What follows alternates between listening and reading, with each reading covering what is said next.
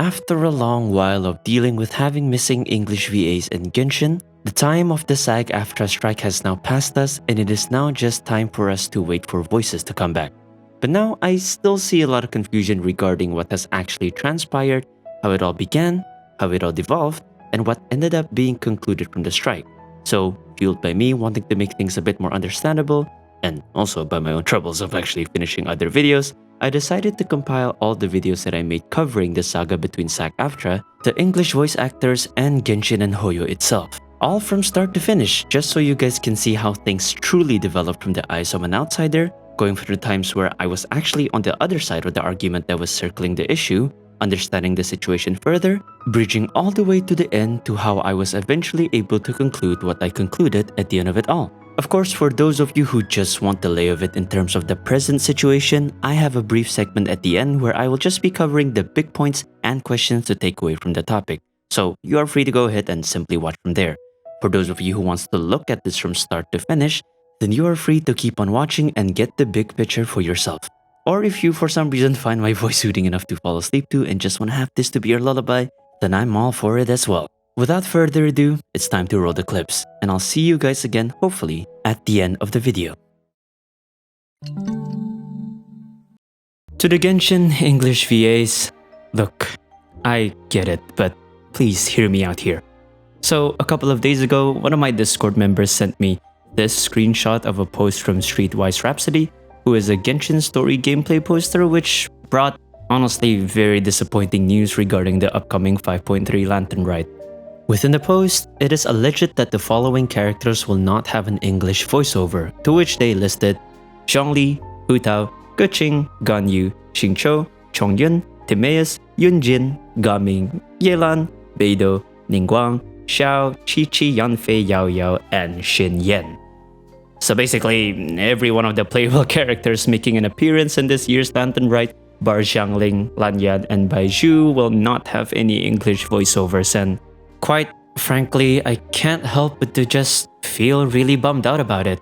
And I honestly hope that the English VAs can understand that I just cannot hold myself back from thinking that this just outright sucks.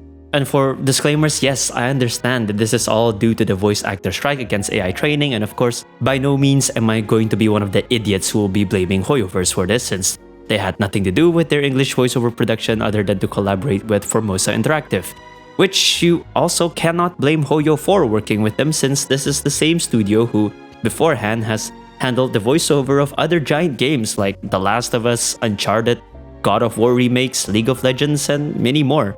There was no way Hoyo could have foresaw that they would run into this sort of issue 4 years after the conception of their game.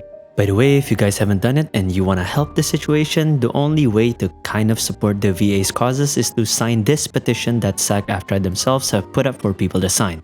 It will tell you to make an account afterwards, but I think if you just add your name and email to the petition page, it will count as you adding your name. Might not seem like much, but we gotta do what we gotta do, I guess. If I can't link it in the description, just search up SAG AFTRA petition and it should show you their page that leads to the petition. If there's one enemy to ban against in this situation, it is the studios that are refusing to sign the interim agreement, amongst which is Formosa Interactive. I just have my own grievances that I want to air out in this video. Okay, end of disclaimer, back to the molding.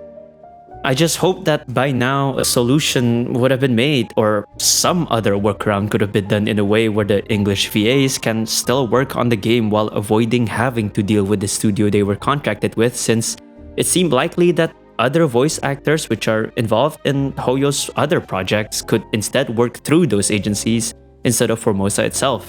We've also seen voice actors find some sort of workaround when it comes to their studio connections by liaising directly with Hoyo themselves, such as the case when Venti's voice actor Corina Botker wasn't paid for months and was then helped by Hoyo to transfer to a different agency and find a way to circumvent that issue. Again, I just honestly thought that by now one of the parties involved would have had at least find a way to keep negotiations going whilst also making it possible for them to still work on the halted projects. However, with the fact that Formosa itself doesn't look like they'd be relenting and signing that renewed no AI training contract anytime soon, and with the English voice actors basically taking a staunch stance over making sure they fold and fall into the demand, I don't think that this is an issue that will be solved so long as Formosa still has a controlling say, since they do have quite a decent amount of grip in the English voiceover space. It's even more of an issue since there are allegedly other voice actors that are from other and non-striked voice agencies, such as the ones that are working on Star Rail and Zenless, that are now refusing to do work in part to showcase their solidarity with their voice actor friends. And that's kind of where I have to say that this is starting to feel a bit gloomy for someone who actually is a fan of the English voiceovers of these particular games. While Star Rail has said that the lack of English voiceovers for several key characters during version 2.7 was due to scheduling issues, it is also said that this caused 3.0 to also have missing voiceovers, and I've been staying away from playing the main storyline because I honestly want to hear the whole thing without suddenly being pulled out of immersion when a couple of key characters suddenly disappear out of nowhere, especially when it had been characters such as Dan-heng and Himeko. And for those of you who are just sitting there going, oh, just switch to Japanese or something, they're much better than English voiceover anyway. First of all, go away, this video isn't for you, and second of all, I've played English dub for at least 99% of my over 1,500 days of login in Genshin. The same dub that I've never changed from since Inazuma was released, and I thoroughly enjoyed the voices that have pretty much accompanied me throughout my entire playthrough. These voices are also the same voices that got me through some of the roughest times of my life when I had been away from home, friends, and family to complete my university degree. So to say that these voices hold a close place in my heart is kind of an understatement at this point. Genshin would not have been the same for me if these voice works hadn't been there to accompany me, and to slowly hear it dwindle out of the game as the strike goes on, and to go through various storylines and quests that had some major character voice line missing was quite a shame. I was able to sort of look past it when it first cropped up during the Natlan Archon quest, because at least the majority of the characters still had their voices, and only Kinich and Yansan had been missing their English voiceovers, and considering the fact that the main actors, that is Mavuika and Capitano, was still voiced, I decided to just stick with English, and I didn't regret it since they did have amazing voice work put into them. But to now see that basically 90% of the cast won't have their English voiceovers for an event that is quite frankly an emotional staple for Genshin players to have every year, is just something that I'm genuinely not going to be able to really look forward to. It is even worse for me to think about, because if the trailer is anything to go by, this would be the first time that Ningguang and Zhongli, two characters who have contributed so much to my initial and current Genshin experience, will finally get to interact with one another. And I won't be able to listen to Keith Silverstein and Eren Ebers share the stage together and actually soothe my eardrums the way they've done for the better part of the last 4 years. Especially when I've been waiting for that same amount of time for them to at least talk in the same scene with one another. It just sucks to think about, man. And it sucks even more when I know for a fact that Hoyo, for some ungodly reason, rarely make these kinds of interactions happen. And it would probably be a stupid long time until another opportunity where these two could share a screen together rise up. Hell, it might never even crop up again. We have a time where Hu Tao looks like she's going to shake off that cheery and pranky personality of her for once and get down to business, and I'm not going to be able to listen to it in full English glory. The hits just keeps coming. 5.3's Lantern Rite will be the first time where I will have no choice but to force myself to switch out to another dub, because trying to stick with English at this particular moment would pretty much mean that I'd be hearing no one but Paimon speak, while a few side characters that would pop in here and there will get a chance to actually sound their voices. I'd just be an idiot for trying to stick to my guns when there are other options, no matter how less palatable it might be to my preferences. It also doesn't help that when I went to change the dub language in the settings, it presented me with a calculating tab instead of it just showing me the language options. I'm almost terrified to actually wait for this to give me a size number, so I waited for it to finish, and holy mother of God, almost 10 gigabytes just to switch to the Japanese dub? Fuck me, bro. Anyway, look, English VAs, I get it, man. I really understand that this is something that you all need to do when it comes to dealing with the industry you're working with, and I hope that things do work out in the end. But regardless, I hope you guys understand that as someone who's spent a lot of time in this game, and previously a lot of money in this game, I sort of look forward to being able to experience the game the way I've always wanted to and the way I've been used to. For lack of a better word, I think I have some right to at least feel a bit upset at the fact that I won't even be able to listen to some of my old-time favorite characters speak in the voice and language and in the manner that I've grown to love. Anyways, that's about all I really want to say. I kinda lost a bit of my appetite to wait for the Lantern Rite to come out, and since I haven't actually played the last Natlan Archon quest, I'm just gonna take it slow and actually savor everyone's voices. Of course, I can't forget to give full props to Hoyo for seemingly maintaining their stance and not replacing these voice actors, because I 100% would understand if they had actually decided to do so, because their games are now feeling the brunt of it. And as much as people diss the English dubs, there are tons of people who play with it.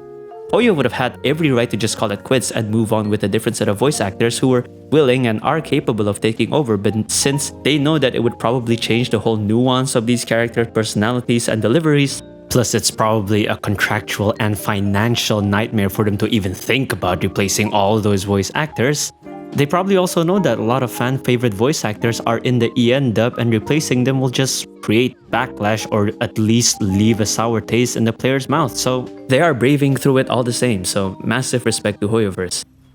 That's about all I have for this video, and I sincerely hope that some sort of resolution will be able to come out, well, sometime real soon, because at this point, I can genuinely foresee us not having any English dub for the next 2 to 3. Actually, no, now that I think about it, it might be even more than that. There's potentially we could go until version 6 without any English voiceover to speak of, especially if you look at development timings are and how, if anything, of their history and how the version patches have come out. This seems to be an issue that's just gonna be growing in severity as we get through the patches, and honestly, that would just be depressing, even just to think about.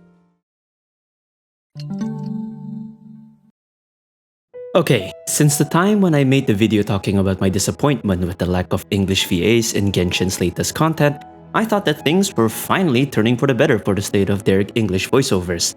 It was announced that they were changing up their English recording studio to Site Global, which is not affected by the strike. Bar the 5.3 Lantern Rite, I was beginning to notice a bit more presence from the older English cast, so I thought things were honestly starting to turn up, and that Hoyo has finally reached a point in their old contract with Formosa where they can begin shifting their voice actors and would eventually get the English voiceovers back in working order.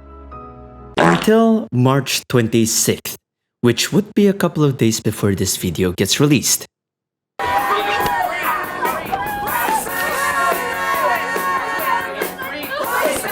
Okay. What in the actual fuck happened, guys? From characters being recasted, VA Union being absolute pricks, to VAs absolutely turning on one another, it's time for y'all to buckle up and listen to some more barely edited rant from yours truly. So, the whole thing that started this for me was when someone in my server sent a couple of Twitter posts alongside information that honestly disappointed me. As he wrote that Kaching's English VA, Kaylee Mills, alongside a couple of other VAs, were bullying Kenichi's new voice actor, Jacob Takanashi. Now, I didn't even know that Kenichi was getting recasted, and it seems like as of 5.5, the Science of Canopy Scout will have a new voice going forward. I was aware that Hoyo has been recasting several roles across their other games such as Argenti in Star Rail, as well as Soldier 11 and Lycan in Zenless, but this is the first that I heard of a Genshin recast. Still, thinking that it was a shame yet also understandable, I checked off the chain of tweets. It all began with Jacob Takanashi himself announcing that he is the new voice of Kenichi and that he is honored to have joined the team. Pretty normal stuff so far, and I thought that it would remain that way since the first reply that I saw to that tweet was Auroron's VA Nathan Noakes welcoming Jacob into the party. But what ended up following suit was an onslaught of replies that were essentially condemning and bullying Jacob for supposedly having taken that role from a fellow voice actor who was currently standing in solidarity in a strike that was meant to save the careers of those voice actors against the use of AI. That's where the other VA's tweets come into play, with Kaching's voice actor saying, "This is actually kinda diabolical. If you need the money, at least take the role uncredited. This just comes off as an easy grab for clout. It's not a good look." Another voice actor dude who I think is not involved with Hoyo at all then says, "This is pretty awful stuff, man. selling out your peers and the future of this industry for a role? Please stay far away. This is utterly gross. I hope you take a step back and consider what it is you are doing to your fellow actors, let alone what you are doing to this career. For more context, let's take a look at the statement that John Patnuat, Kenichi's former voice actor, released regarding his recasting. Basically, he mentions that he has been refusing service in lieu of the SAG AFTRA strikes, he didn't expect to get recasted, so with him mentioning that Kenichi has not been voiced for 6 months, then I can only assume that he actually hasn't been working on Kenichi for a while longer than that, since many Hoyo contents are recorded way before their official releases. Now, the confusing part comes from where he mentions that Hoyo is at fault for his unwillingness to come back on to voice Kenichi, because Hoyo specifically has not agreed to sign an interim agreement which was supposed to give the voice actors the proper protection against AI. This completely blanked me because my understanding for the better part of the last, 6 or 8 months on this strike is that Hoyo doesn't call the shots when it comes to signing anything. They are using voice acting studios, which are the ones who have the call to sign anything in relation to their English VAs. A lot of people, myself included, went under the assumption that since they moved to Site Global, which as far as I know wasn't affected by the strike as a studio, that they were finally shifting stuff to make voicing the EN dub possible once more. But apparently, the understanding we have now is that Genshin as a project is the one affected by the strike, instead of it being affected by proxy of an asshole recording studio, which most of the original voice actors are still probably linked with through old contracts. This would also explain why much newer voices such as Auroran, Lanyan, and Mizuki are all fully voiced since they are from Site Global and are therefore not affected by the strike since Site Global is officially based in Tokyo. And Japan is actually competent, unlike a certain nation of so-called freedom, and have the proper laws and protection in place for their voice actors. So while they do have a VA union themselves, they are not donkeys who looks like they want to be in control of everything. Now, of course, with people seeing the statement, "Oh, I refuse to work because Hoyo wouldn't sign something," there are quite a lot of people who immediately jumped on the Hoyo hate train, which seems to be all the rage for the better part of the last half a year, and they were quick to shit on Hoyo through every point and turn of that thread. Hoyo is disgusting for not protecting their voice actors. Fuck Hoyo, you did the right thing. Fuck the Genshin community. Fuck Hoyoverse, they've become a horrible company anyway. And you know what? I said in my last video that I was just disappointed and frustrated in general. But now, I'm actually feeling some disappointment towards some of these voice actors. Because for all the pissing and prancing they are doing about how great this interim deal is, they fail to actually disclose what signing the interim might spell for the recording studios, Hoyo, and the scene of US voice acting in general. No one wants to particularly defend Hoyo here because apparently it's a death sentence to do that these days. But not only do I think that Hoyo just straight up had every right to do what they are doing right now, they also have the more logical side of the situation for us to be thinking about. Let's break it down from the point of view of a neutral, and we will begin from John's statement of his recasting. First point of clarification, John Patnuat is not a SAG AFTRA affiliated voice actor. John is non-union. This is a critical factor since it means that they have no union nor contractual obligations to uphold the strike the same way the rest of his SAG AFTRA pals are. However, John is refusing to work to stand in solidarity with their fellow VAs, which is good and all, but we should do well to remember the rest of the circumstances. Being a non-union actor means that you still have to adhere to the recording studio's call for work, and they don't actually have to adhere to what you are striking about. Just like what happened with the recast of Lycon, just because you're standing in solidarity doesn't mean you get an automatic pass to not work without consequences. They will try to call you back, and if it comes time where they just had enough of waiting, they have every right to replace you. Voice roles at the end of the day is still a job, and for a live service game that is updating constantly like Genshin is, the impact of that voice's absence will only grow larger and larger the more and more silent patches we get. And while I understand their cause and, personally, I can still sort of stomach the missing voices, it doesn't mean that I'm happy when shit like this happens in the game. I wish to soar with him and see the world beyond the sky.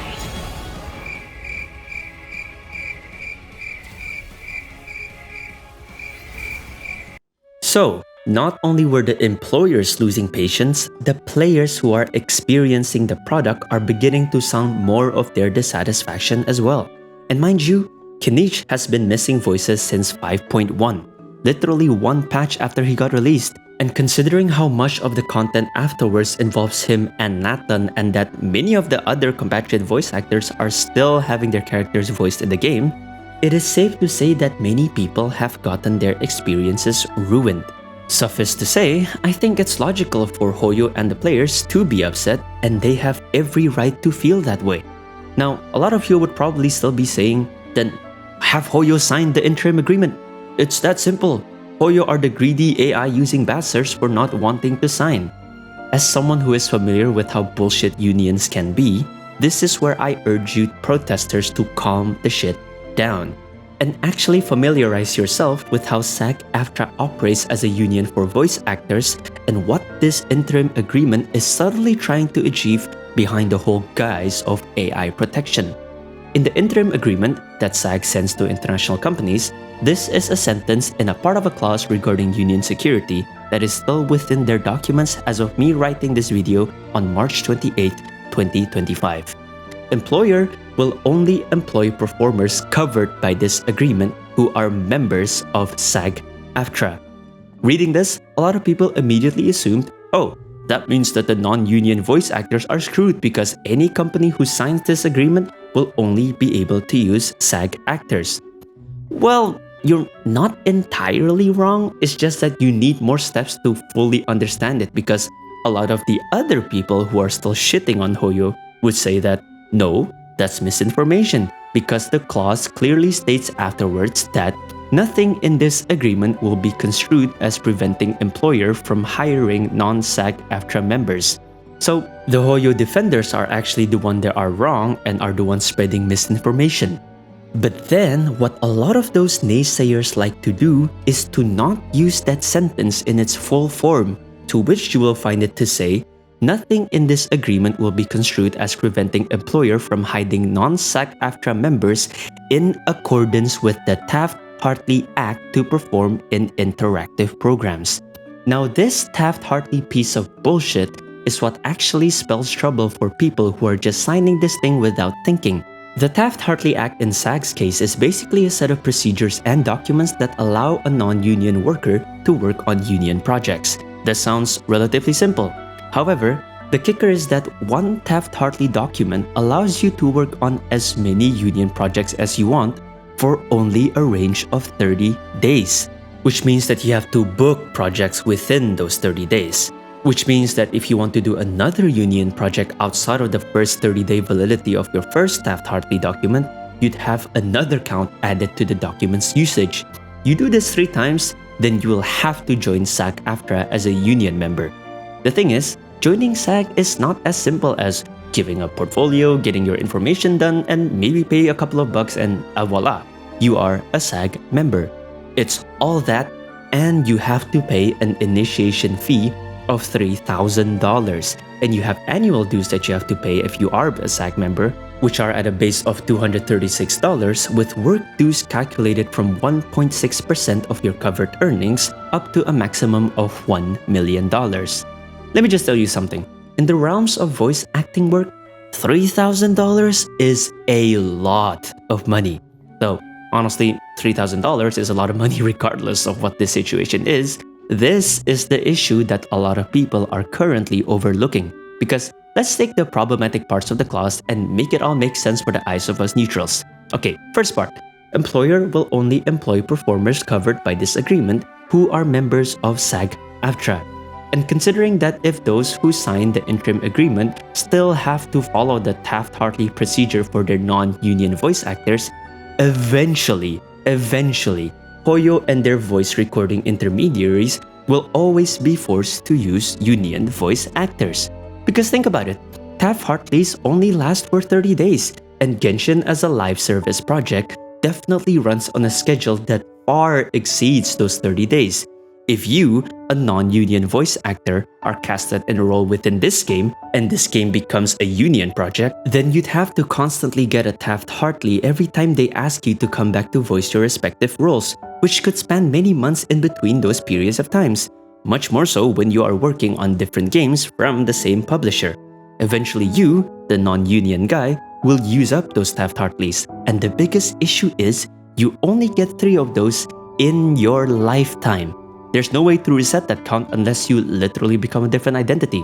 Once you reach the 3 count threshold, you either join up, or you are most likely forced out of the role by proxy of not being able to be part of that project in the first place. Or you then have to negotiate even further with SAG for other different agreements, and that just sounds like a whole nother headache in the first place, plus maybe it comes with more financial burden.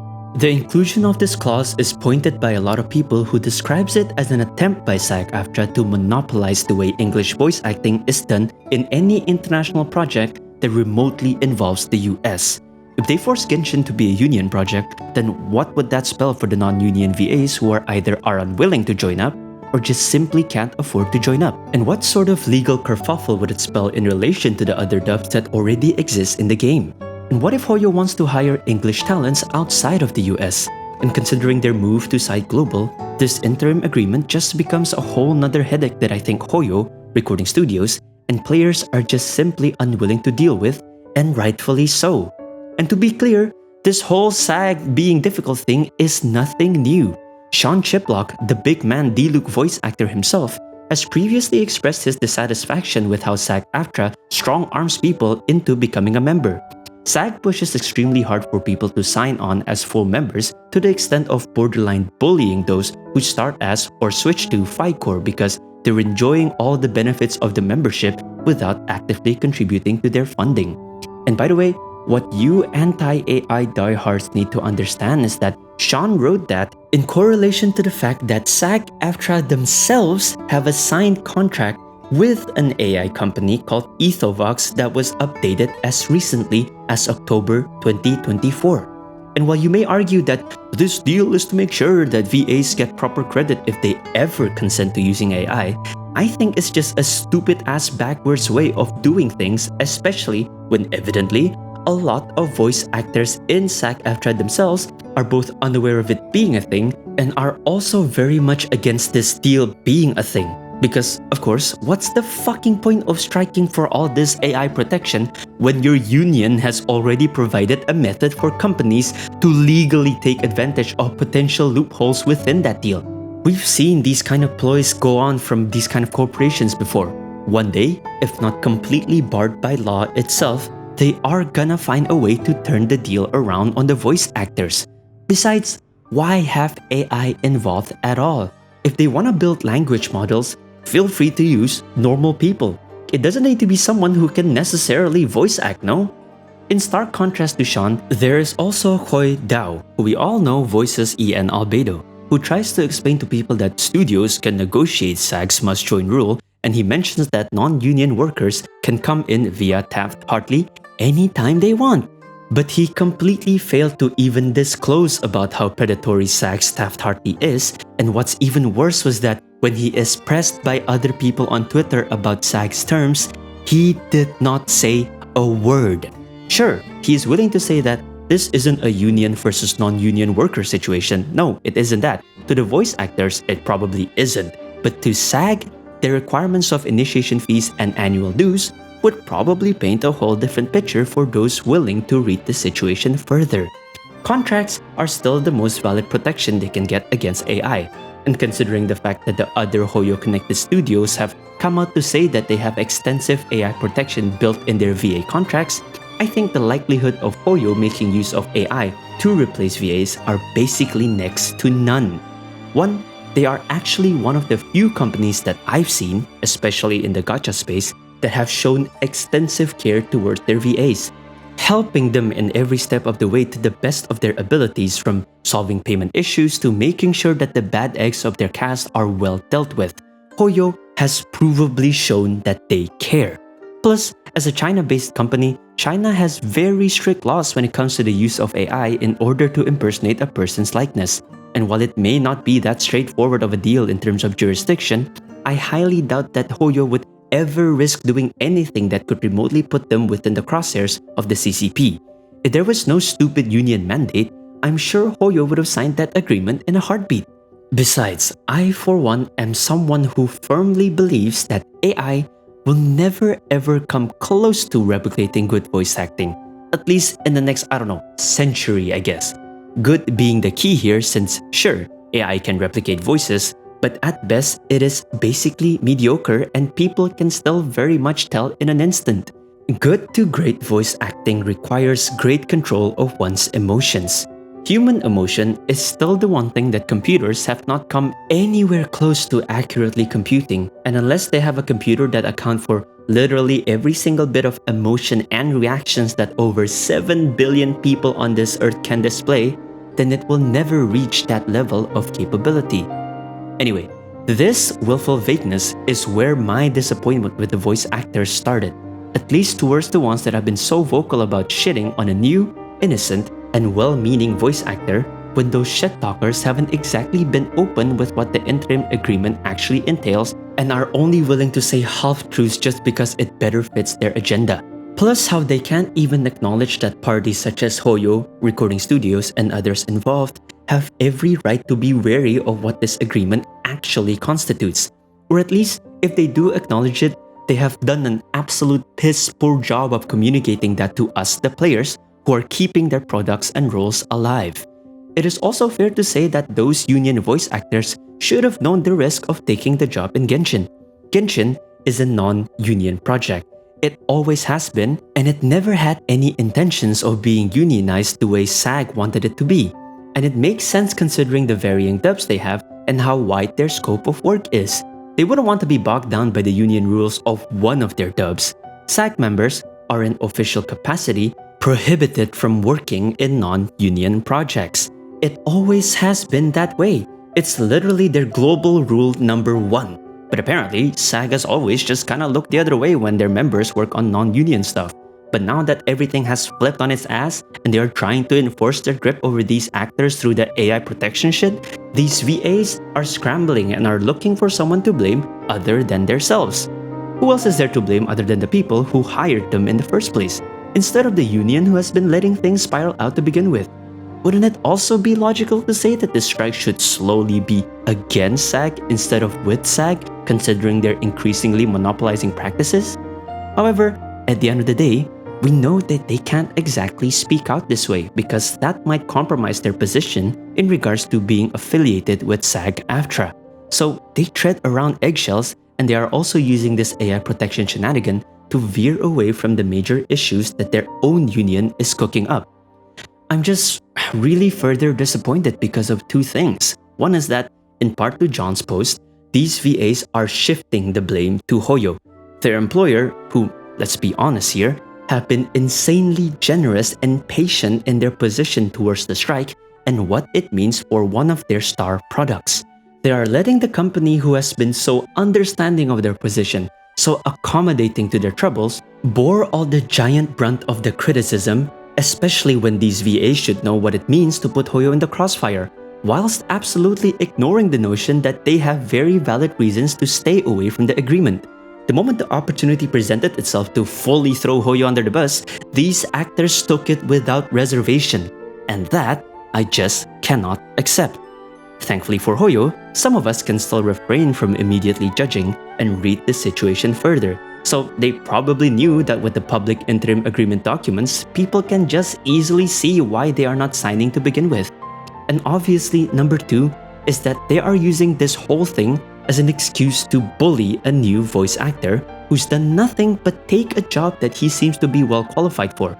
It is the hypocrisy of, oh, we are striking to protect our livelihood, but at the sight of someone else from their career path actually trying to maintain their livelihood and taking over a job from someone who hasn't been doing it for months, they immediately put the guy through the stakes and condemn him for all the wrong reasons, even when it's eventually mentioned that the guy didn't know anything about the strike.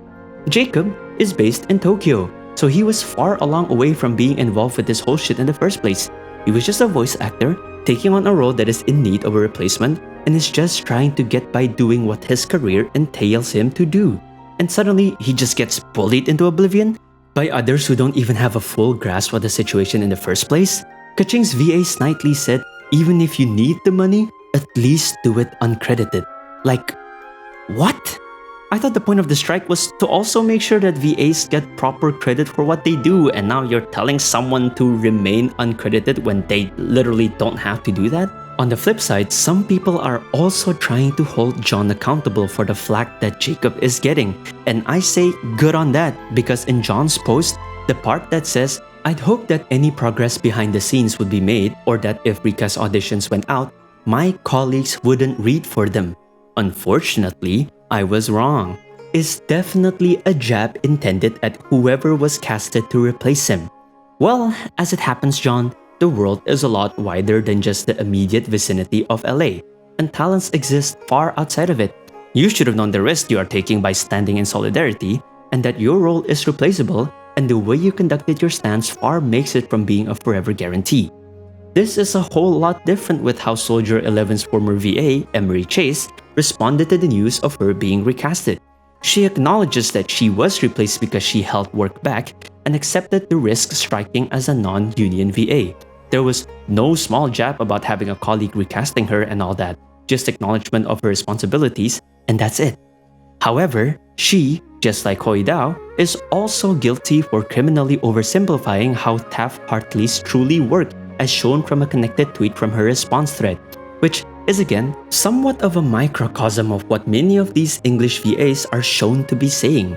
I'm not gonna say whether or not they are actually withholding any further information or they just simply don't know, but either option spells a lot of trouble for me. It's just ironic really. In their quest to not get replaced by AI, they seem to have completely forgotten that actual people can still replace them, which in regards to all things is still very much fair game. Yeah, so that's why I'm really disappointed. The VAs involved, you know who you are. The ones who are keeping their silence should keep it that way if they have nothing nice or remotely educational to say. And to Jacob, hold your head high and keep doing what you're doing, man. Best of luck with the work as Kanish, and I personally look forward to seeing what you bring as Kanish. Not that I have a really high bar. I, for one, don't have him, and it's been a long while since I even last heard the guy say anything in-game, so his voice has really faded away from me. So I'll have the privilege of being able to listen to Kanish in a fresh new light. Ignore the hate, and know that some sensible folks are still happy to see you come in. Also, it was brought to my attention that Kaylee Mills also tried to defend Moses' former voice actor when all the allegations about him resurfaced. And that's just about another dagger for me, because if these pictures are anything to go by, I heckin' love Kaching. And I genuinely love her work as Kaching. But it just leaves a whole ass sour taste in my mouth knowing that all of this transpired with her being one of the main linchpins.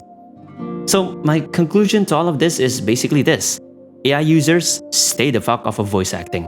Genshin English VAs who are bullying Jacob and making more drama in Hoyo's expense on Twitter, fucking get your shit together. Genshin English VAs who have been silent, please communicate better with the fans. Any of your resources that I find so far entails nothing of what I've learned through this research, and as far as me trying to educate myself, it's been a very confusing experience because of how vague everyone is being. And people who are still telling me to watch Josie's video about this, honestly, just go and eat some balls. I've watched that video multiple times and it helps with nothing. And to SAG AFTRA, stop being so fucking American. Make a fair and workable solutions with non-union actors. Stop trying to make everyone pay $3,000 in annual fees just to better line your pockets so you can make backstabbing calls against the very people who are literally the backbone of your existence. Okay, that's it. That's the video. I'm just probably gonna go back to wallowing at the fact that my EN voices are gonna remain incomplete for a long ass time. It's depressing that the most surefire way of moving past this is to actually just recast the whole OGVA, especially considering their whole union worker and working non-union shenanigan. It just seems to be the main thing that is giving Hoyo a butt ton of headache. But obviously, this is unrealistic both in terms of game direction, union rules, and contractual work, so we're just gonna have to wait for a different solution. Hey, folks, it got worse. Somehow, it got even worse.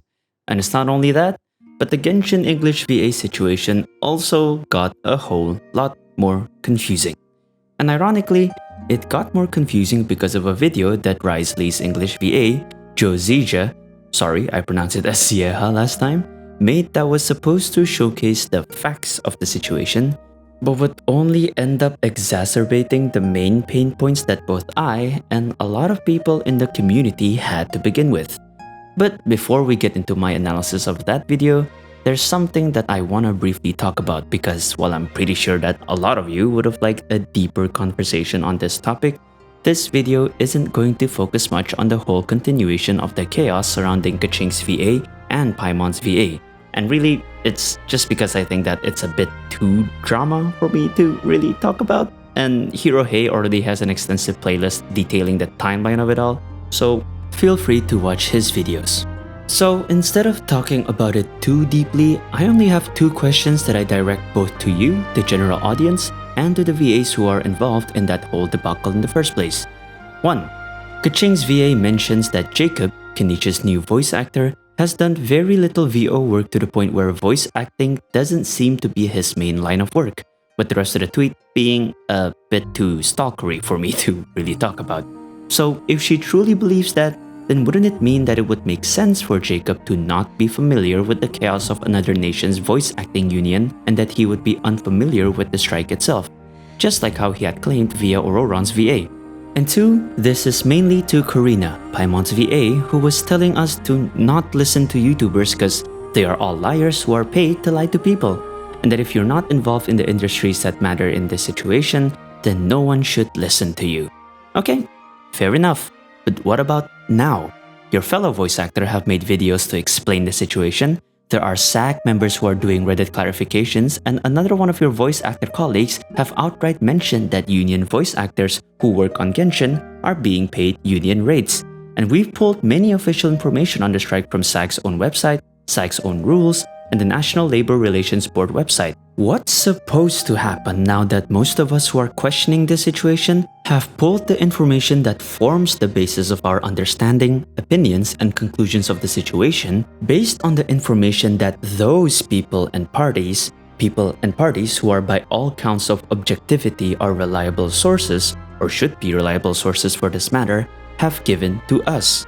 Are we supposed to still dismiss all of that information as words perpetrated by liars? Or are we now finally allowed to form our own educated analysis of this situation? You tell me. But evidently, there would be very little care for people of this community to wait for an answer, because whether or not you think it's time, people have already been doing their own study of this case. And this is where Josija's video comes into play. And before I say anything else about this video, I just want to say my own thanks to Josija himself for having taken the time to make another long-form video to try and clarify the situation. It sure beats just being a VA going around spouting stuff without an inch of constructive or educational material. Unfortunately, that's just about all of the good that I can honestly say about that video, because quite frankly, if you watched my previous video and if you have been looking around at the community's general understanding of the VA situation, then quite frankly, that video will not help you in clarifying any further information.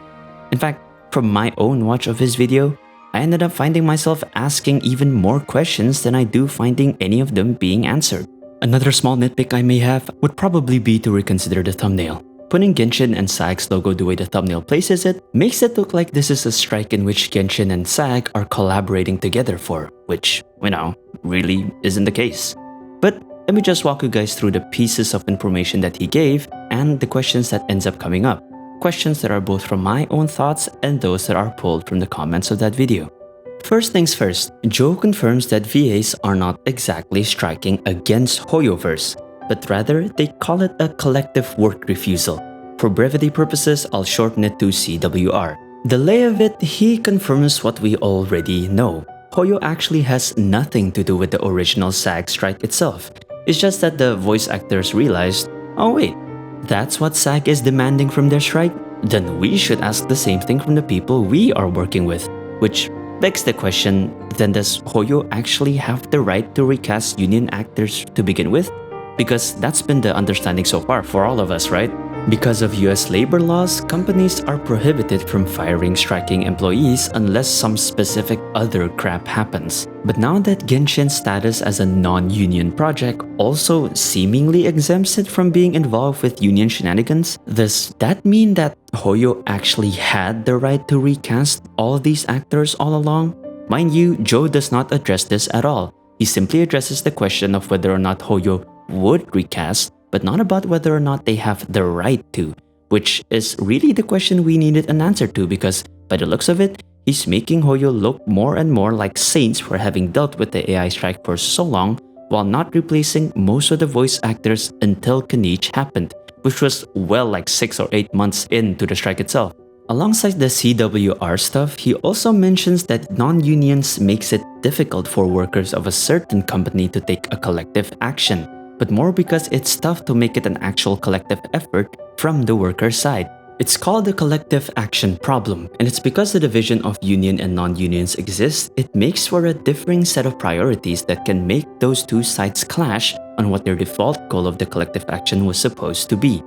Joe also then talks about California Law AB 2602, which prohibits companies from making a one-to-one digital replica of actors, actually making it illegal unless the company have specifically stated in their contracts that they are going to do that with your voice, but it only applies to professionally represented actors, which I guess means that you have to have an actual lawyer by your side, and that it doesn't actually give you protection towards the whole using your voice for AI training thing, practically implying that this law wouldn't probably help voice actors all that much in the current scenario.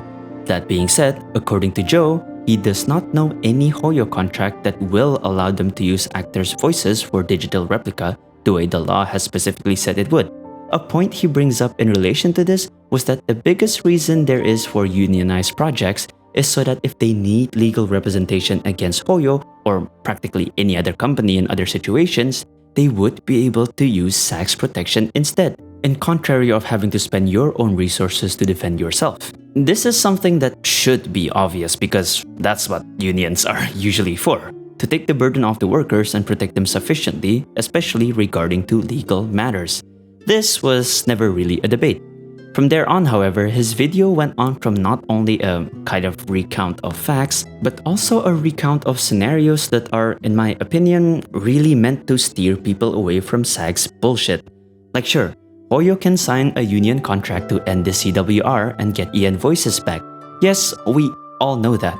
But then the problem is not with Hoyo to sign these things, but then to tell your union to give them a good deal that doesn't have any shifty stuff behind it.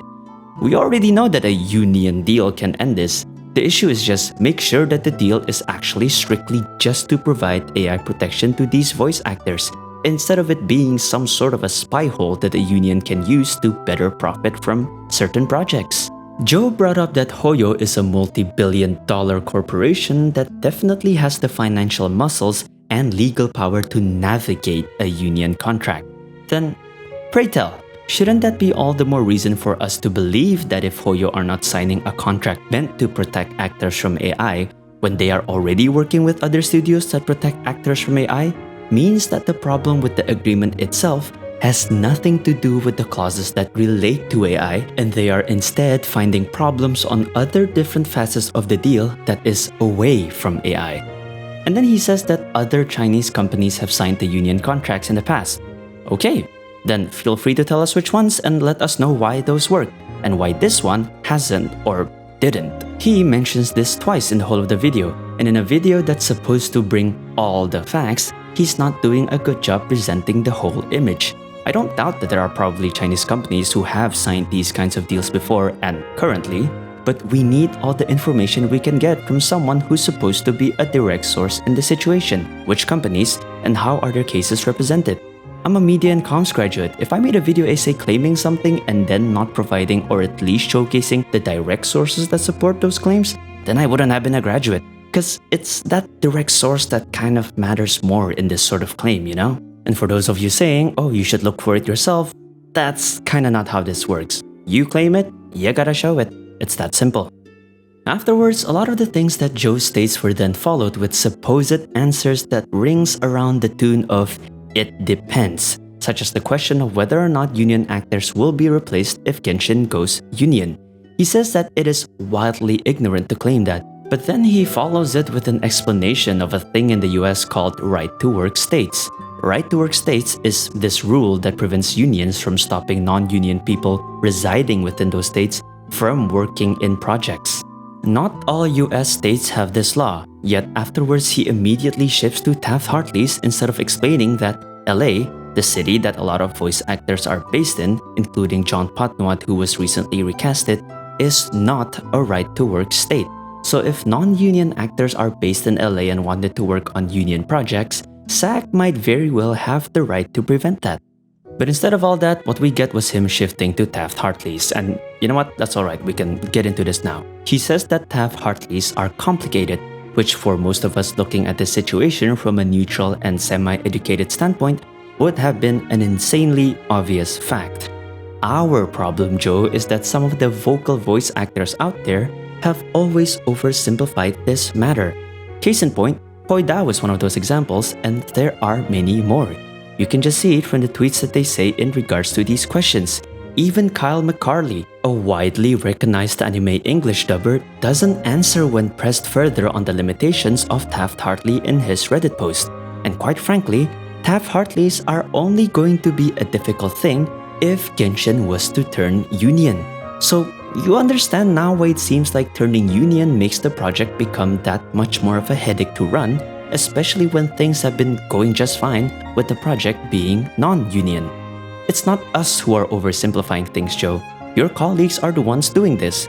In fact, by saying, "Don't look too deep into this, it's confusing and it has nothing to do with SAG AFTRA at all," you're kinda being part of the problem. I get that Joe was probably trying to say that SAG themselves has nothing to do with Taft-Hartley's because they aren't the ones to make or control the law itself, but it doesn't change the fact that SAG themselves are using Taft-Hartley protocols to sneak in this union requirement in their agreement clauses, which is the root of people's suspicions with SAG's motives to begin with. Showcasing all of these sources also points to that whole thing I said about showcasing the direct sources. So when I say that Taft-Hartley's only gives you 30 days of effective union employment, I had to dig up an archive from the Maryland Law Review to see if this thing is real. Cause fuck me, no other modern sites actually provide the direct source for this. It just sort of seems like an established rule out of thin air. PDF link in the description if you want to find it yourself, page 18. He then goes on to say that there are added layers of complexity in how Taft-Hartley's are triggered, waivers to sign if there are special exemptions, all things that makes trying to understand it even more jumbled up. And all of this just contributes to a much bigger point that a lot of players and fans in the community are now concluding for themselves. Joining SAG just sounds like a massive pain in the ass. Sure, you get legal protection, that's always a big plus. In fact, that's probably the biggest plus out of making Genshin a union project. But with all the justifications, all the ring around the rosies that you have to do to justify turning projects into a union project, it just makes it all sound like it's not worth the trouble, particularly for the people who are running the project in the first place. Much less for actors who don't want to join to begin with for whatever reason they may have, or the actors who can't even afford to join to begin with. Everything mentioned afterwards that relates to this concern also doesn't help to placate it, from the financial burden that you might incur by both being a member and also trying to be a member, the targets and milestones you need to get just to have basic healthcare from the union, the obscure rules you need to tread around. There's just so many more things to be wary about. Another thing that Karina said also jumps into the problems here. She says that you get paid better if you are in the union. Well, as it turns out, they were getting paid union rates even when they are not working a union project. Plus, sure, you can say that you get paid more, but then you have annual dues to worry about by being a member. And sure, you say that they can easily join the union, but what if they don't want to? Now that Joe has also mentioned that over 80% of voice acting jobs out there are non-union, at least I think he's talking about US only, wouldn't that mean that they are just limiting their job options and therefore also limiting the amount of work that they can comfortably take to begin with if they were to join the union? Of course, that is all because joining SAG also comes with the restrictions of not being allowed to do union work. At least, you know, on paper. Joe has also mentioned that there's this thing called working off the card where union actors take non-union jobs all the time and SAG just generally turn their head away from it. SAG AFTRA's Global Rule 1 to me is about as stupid as piracy laws. What's the point of having a rule, especially your Global Rule 1, that can be broken anytime an actor wants and not have repercussions for it? Why have it in the first place? And to make matters more dubious, SAG's website heeds their actors to always assume that Global Rule 1 is always in place when they are coming up on a contract for a job or if they're behind a microphone or in front of a camera, and that the national board always has the rights to determine when its jurisdictions apply to the job. So that further raises the question, did someone from SAG authorize these actors to take the job by initially confirming that the Genshin job was alright to take? Or did the actors themselves, as we know it, simply ignore this rule on their lonesome?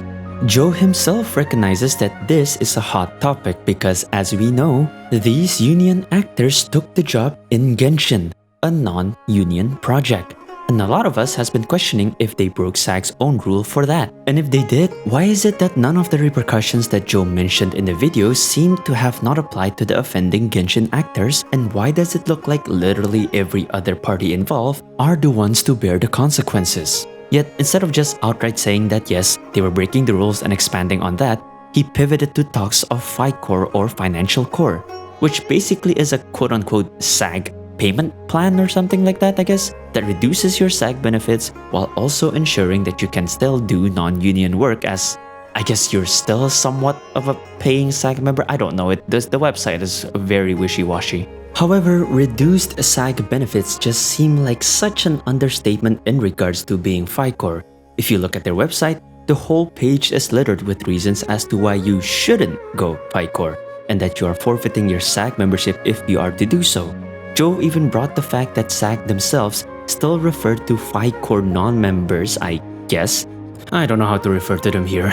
Anyway, they still refer to these people as scabs, which, as we all probably should know via the, drama between Jacob and Kaylee Mills and all that, is a term used to describe people who crossed the striking picket line and took work off of a striking worker. So, by default, they are calling someone like Risa May a scab, because she is FICOR. And like I said, the big benefit of being in a union like this is the legal protection, but FICOR members does not get that. Hell, from how I see it, if that's the way things are, I think you're just better off not associating yourself with FICOR in the first place with how much they try to steer you away from it. I'm not entirely sure why Joe brought this up as well, since it just sort of makes SAG look a lot more like pinheads. Joe himself could only say, which is strange to the fact that SAG still calls FICOR members as scabs, probably because if he were to express any further opinion, then he might find himself saying things that might not exactly align with the union standing. Of course, FICOR being looked down upon is also something that isn't new to us. Sean Chiplock, Deluxe VA, has mentioned this well over a year ago. He then goes on to speculate on whether or not a CWR will do anything to Hoyo's willingness to give actors AI protection. And he says that the evidence is not saying so. And to that, I just wanna ask, what do you mean by this? Again, a fact that these vocal actors never bring up, and I say never, is that Hoyo is working with other AI-protected studios. And we know this not because Hoyo was the one going, oh, I'm not against AI, I work with AI-protected studios. But it was the studios themselves who assure us that they have ample AI protection worked into every actor's contract in the studio. I don't doubt that you have evidence, yes, but what is it actually pointing to? Is it actually pointing to Hoyo not willing to give AI protection, or is it pointing to the notion that the deals SAG themselves have presented have serious flaws that could have detrimental prospects to Hoyo's ability to freely treat Genshin as a project going into the future, hence why they are not signing? The way I wanted to describe Joe's video, I can only best do so by utilizing a phrase in my native language, which is "Nangkong banget sih bro." Don't use Google Translate for that, you'd get some words that really doesn't have anything to do with the expression. Also, fuck you Google, don't you dare suggest Malay stuff for my Indonesian language. It's like running 100 kilometers an hour head first towards a wall with the express interest of breaking free out of imprisonment, only to stop a millimeter away and not breaking anything out at all. He does so much to include or talk about the pain points, yet did not provide any form of further clarification at all. Which, this clarification is really what we ended up needing from the chaos of this situation. he doesn't even need to watch this video to look at people's questions. Just look at his own comment section. One person can be asking something like 10 questions on their lonesome, all of which have varying degree of great validity. He, just like Karina, though thankfully far more constructively, also pandered on the notion that we shouldn't trust the words of random people on the internet. And yeah, by all sense of logic, that is a very sound advice. We either go to X, Reddit, or YouTube, and we can never truly believe when someone claims something unless they have objective proof of it from reliable sources. But a lot of my own understanding on a lot of what other people have managed to find is based on not only the words and actions of other English VAs on the internet, but also from legal papers, official SAG AFTRA documents and website information, retelling of SAG member accounts who have said their pieces in their respective platforms, and now, more than ever, from videos that people like Joe have made. Discounting the opinions of the mass community that has researched the situation makes Joe's videos seem a bit out of touch with how the community is currently paying attention to the situation. Because I can guarantee you, I'm fairly confident of this, watch my earlier video on this matter, and you would soon find that 90% of the understanding that I've already formed in that video is in line with what Joe ends up basically confirming and summing up in his video. So it is to say that Joe himself seems to be out of the loop with what the community is actually trying to understand and what they have understood. We know about the fight against AI. We know about how Hoyo could sign a union contract and this could all be dealt with.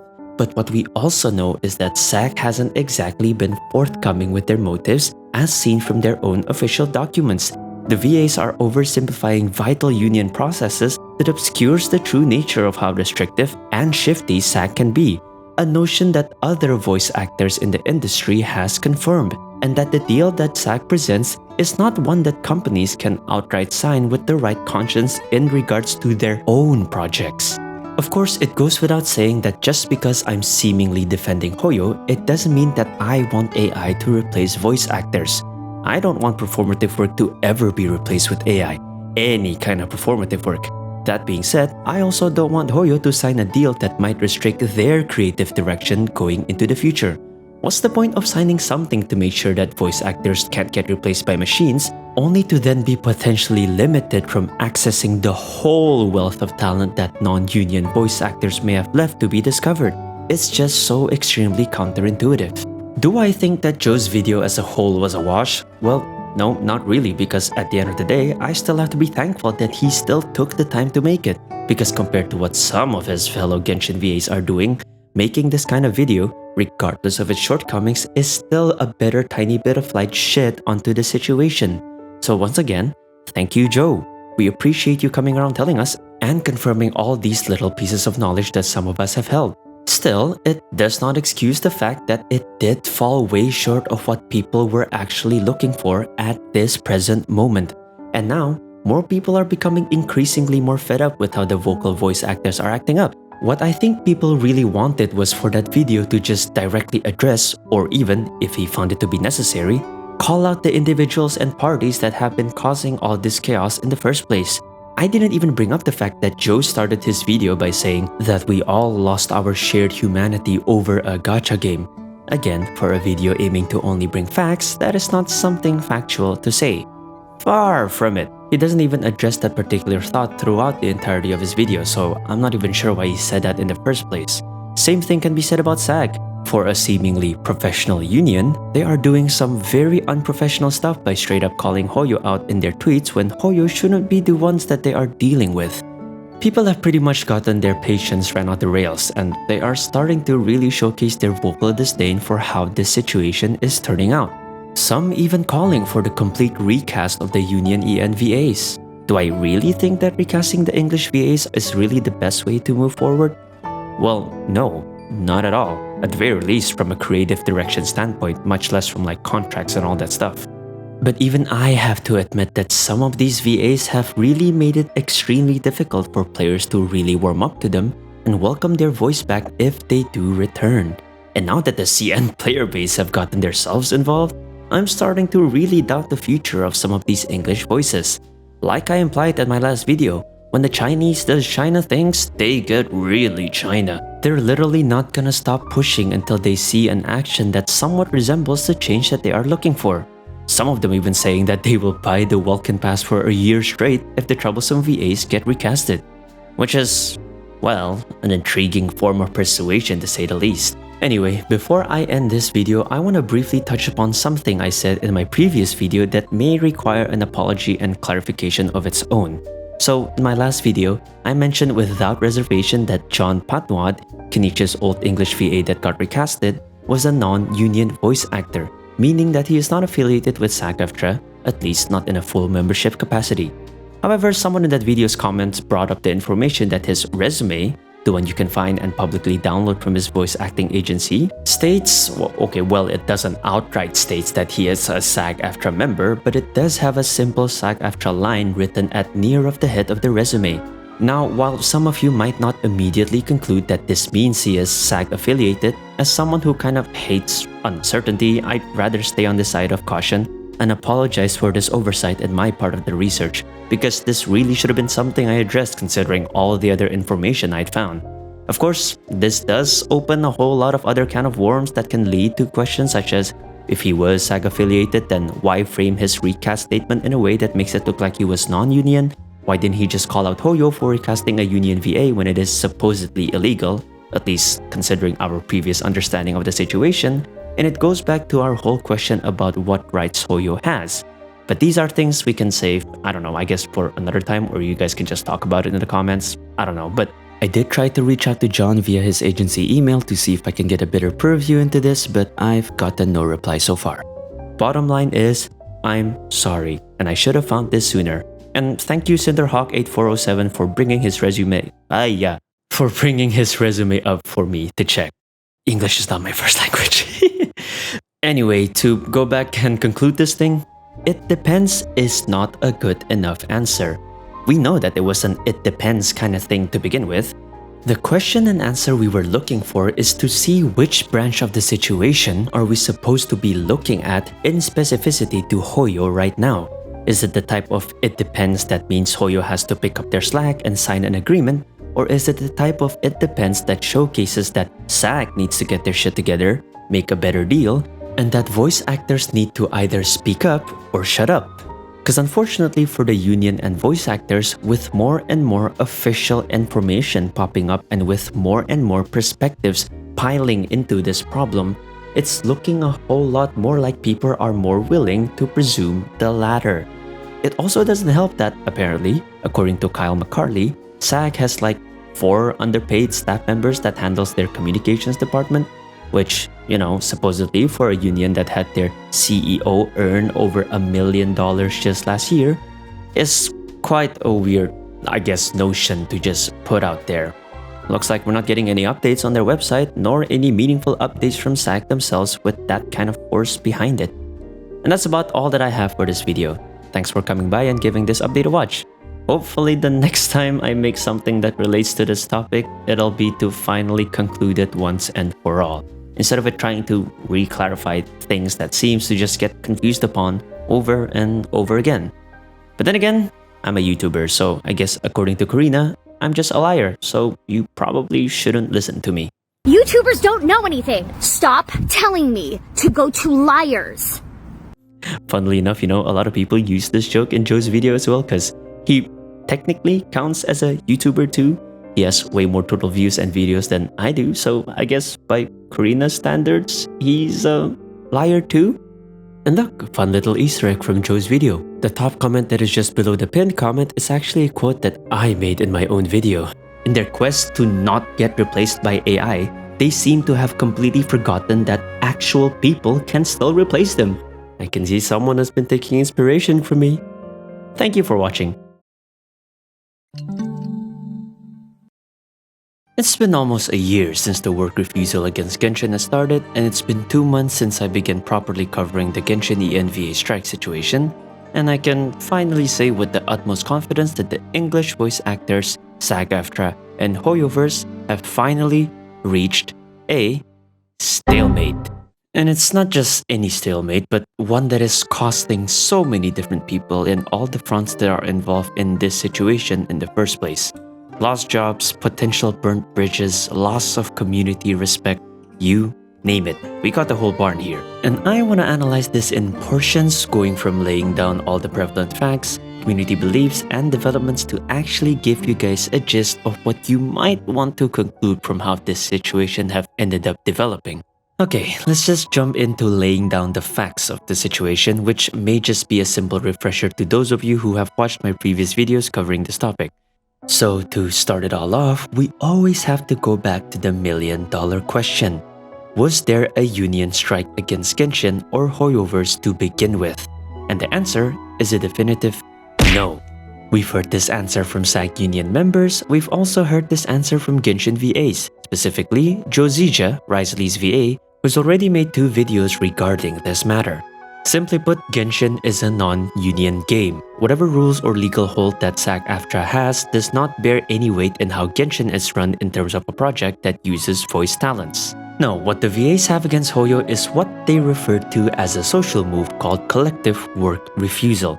Essentially, the VAs saw the deal that SAG AFTRA was requiring other companies to sign in order to still use their performers, saw what sort of, benefits, perks, or clauses that the deal gives, looked at Hoyo and just said, hey, we want the same thing, or we will be refusing work.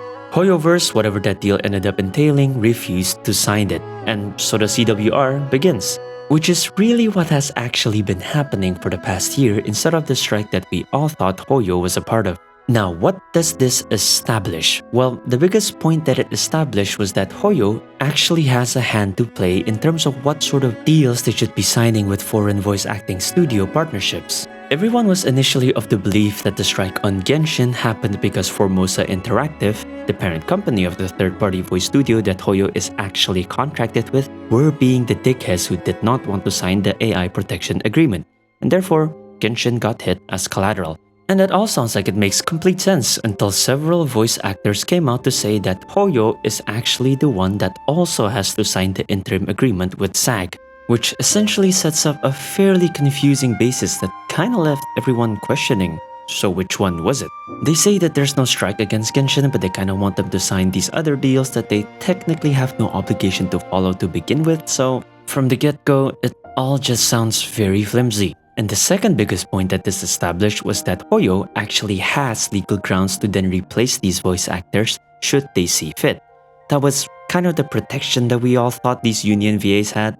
They cannot be replaced so long as they are under a union contract and are only legally striking. So how did it all escalate?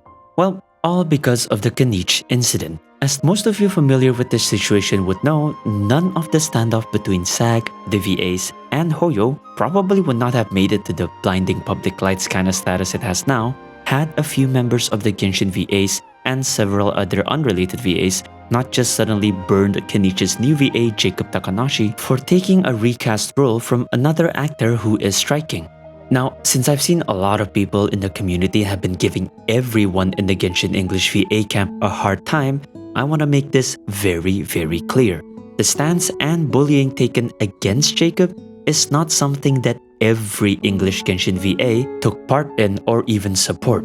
As a matter of fact, it was only very few of them, primarily Kaching, Paimon, and Candace's VA, but it is still quite a vocal stance that a lot of people began generalizing it to the entirety of the VA group, which is just not true, as most of the rest of them have either kept their silence or have never once commented on the Kanich situation. So please, while I do understand that many of our patients are probably running really thin, keep your judgments to the individuals who are actually relevant to your grievances instead of aiming it at the collective. Funnily enough, if you actually care about finding out who did what, there's a whole ass Google spreadsheet that some dude made that's available on Reddit that's pretty much keeping track of that exact situation.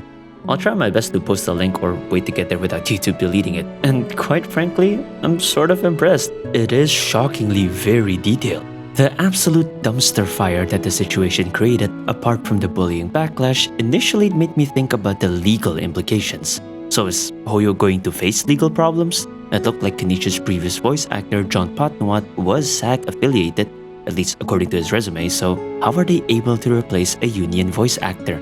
Due to the no-strike revelation, that question got thrown out of the window, but what people had begun looking into before that was revealed was to understand SAG AFTRA and the deal itself, which is where the situation became a whole lot messier. The Screen Actors Guild and American Federation of Television and Radio Artists, also known as SAG AFTRA. Man, they've gotten themselves into a whole lot of trouble this past year, and this whole Genshin VA debacle is really just the tip of the iceberg. SAG, to everyone's initial understanding, were the good guys. They are fighting so that voice actors will have protection against having their voices being used in AI training without their consent. And even I urged people to help the VAs and SAG by signing their petitions in a video I made way before I fully covered this topic. Of course, in hindsight, that was a very hasty and unsighted move in my part, and I apologize for that, as there was actually a lot more to understand when it comes to the role that SAG plays in this whole strike. They announced a strike against several big-name creative studios that were unwilling to sign the AI deal, and people just thought that it made sense to go on a strike. But then people began looking into what the deal was and how SAG has been running their show all these years. It was then revealed that the deal itself potentially has clauses that would essentially force the projects of any parties that agree to it have to strictly become union projects, which many speculate seems to be the reason why Hoyo is unwilling to sign. I've explained how all this can happen in my first video, timestamp 8 minutes, 18 seconds. The lay of it was that eventually Hoyo would not be able to hire non-union actors. And the price of becoming a SAG AFTRA union member is pretty hefty, especially on a voice actor's average wage, so you can see where the problem with that notion really lies in. Another revelation people discovered with SAG was that they themselves have multiple deals signed with AI companies to create voice models and digital replicas, even though a lot of their own voice actors have publicly stated that not only were they against the deal, a lot of them don't even know that it was happening in the first place. So a lot of people were kind of questioning SAG and the VAs for having somewhat of a double standard by only parroting on the Genshin issue when they've had much bigger elephants to talk about. Now that a lot of you have at least the basic context, what I want to say right here, right now, is the major conclusion I want to set for the rest of the video. And that is the conclusion that the costly stalemate of this strike is caused by none other than SAG AFTRA themselves. SAG AFTRA fucked up. You might think that the reason may be because SAG is trying to force Hoyo to sign an agreement against AI when their home nation of China already has legislation that outlaws companies from using AI for voice acting performance without consent. So it's useless to strike them for that. But I still have doubts about jurisdictions and all that. And since we haven't really had some sort of a certified law expert or just anyone who truly knows the ins and outs of international labor law actually review this specific side of the situation, I'm not really willing to stake it all just on that notion. Regardless of how supported I also think those claims are, I use the law debacle in a whole different manner. The CCP do not fuck around when it comes to honor. If Hoyo is caught circumventing laws no matter where in the universe they did it, the CCP would no doubt crack down on them just from the sheer dishonor that Hoyo might bring as a company associated with China. You might also think that it was because Erica Harlacher, Venti's VA, mentioned offhandedly in a TikTok comment that while she is trying to get back to voicing Genshin, SAG has been allegedly sending her threatening letters, presumably to not bail on the strike. Nope, not because of this, since this is all still very alleged claims. There's no substantial proof that SAG did send her those letters or emails, no pictures or anything, or even if there were, I haven't come across anything solid enough, so I cannot constructively include this as something to be used as a basis of analysis. Those two previous reasons are barred by things that we need a better, more factual and qualitative analysis of. Analysis that, quite frankly, neither me or the general player base really have any qualification to even attempt at making. But what we all have a general understanding of is logic, and more importantly, ethics, which is all we really need to understand the root of what I will always point to as being the main culprit for this whole debacle in the first place, and it is SAG AFTRA's Global Rule 1. Or rather, the lack of effort the organization seemed to make to even enforce that rule in the first place. Why is this the linchpin of it all? Well, it should be really simple. If your union voice actors aren't supposed to work on non-union projects, then why are you allowing them to? From the voice actor side, they kept giving the same reason. There is just not enough union voice acting work available on the market. Joe Zisha said it himself, close to 80% of the voice acting jobs out there are non-union. So the actors have no choice but to take those work and essentially break global rule number 1. And look, okay, fair enough, I'm not gonna ask it from the voice actor side, but I'm gonna have to look at it from the union side.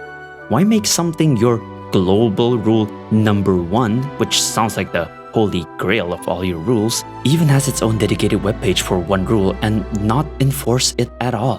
Cause now, look what happened. Your VAs are caught in a crossfire. The organization as a whole didn't have anything constructive to say other than to wink wink nudge nudge Hoyoverse in an oh so professional manner through X of all platforms, and now the game has been missing your voice actors' voices for the better part of last year. They stated the rule in a way where it felt like you'd be doing time equivalent for murder if you were caught going against Global Rule 1. Yet from the voice actor accounts, they enforced it just about as well as any country enforced the laws on piracy. Yet now, when shit blew up, they are scrambling trying to force an agreement on everyone when they were the ones who let this mess fester in the first place. Where in the world are the ethics there? Why didn't they make it so that there was more union project available to their voice actors? Because it must be such a dire scenario if it comes to the point where voice actors have to force themselves to break rules just to find ways to support themselves. But if the union was oh so great and oh so full of opportunity, then why don't more projects want roles to be open to them? And if you think I'm making Global Rule 1 seem like too much of a big deal, well, it's all because if you go to their website, SAG was the one who had put so much emphasis on this rule. Or even if you can open their website, at the time of writing, I can't seem to access it. Hopefully that means they are actually making changes to their site, because as I'm going to show from the rest of this video, that website is the source of so many self-inflicted pain points on their part.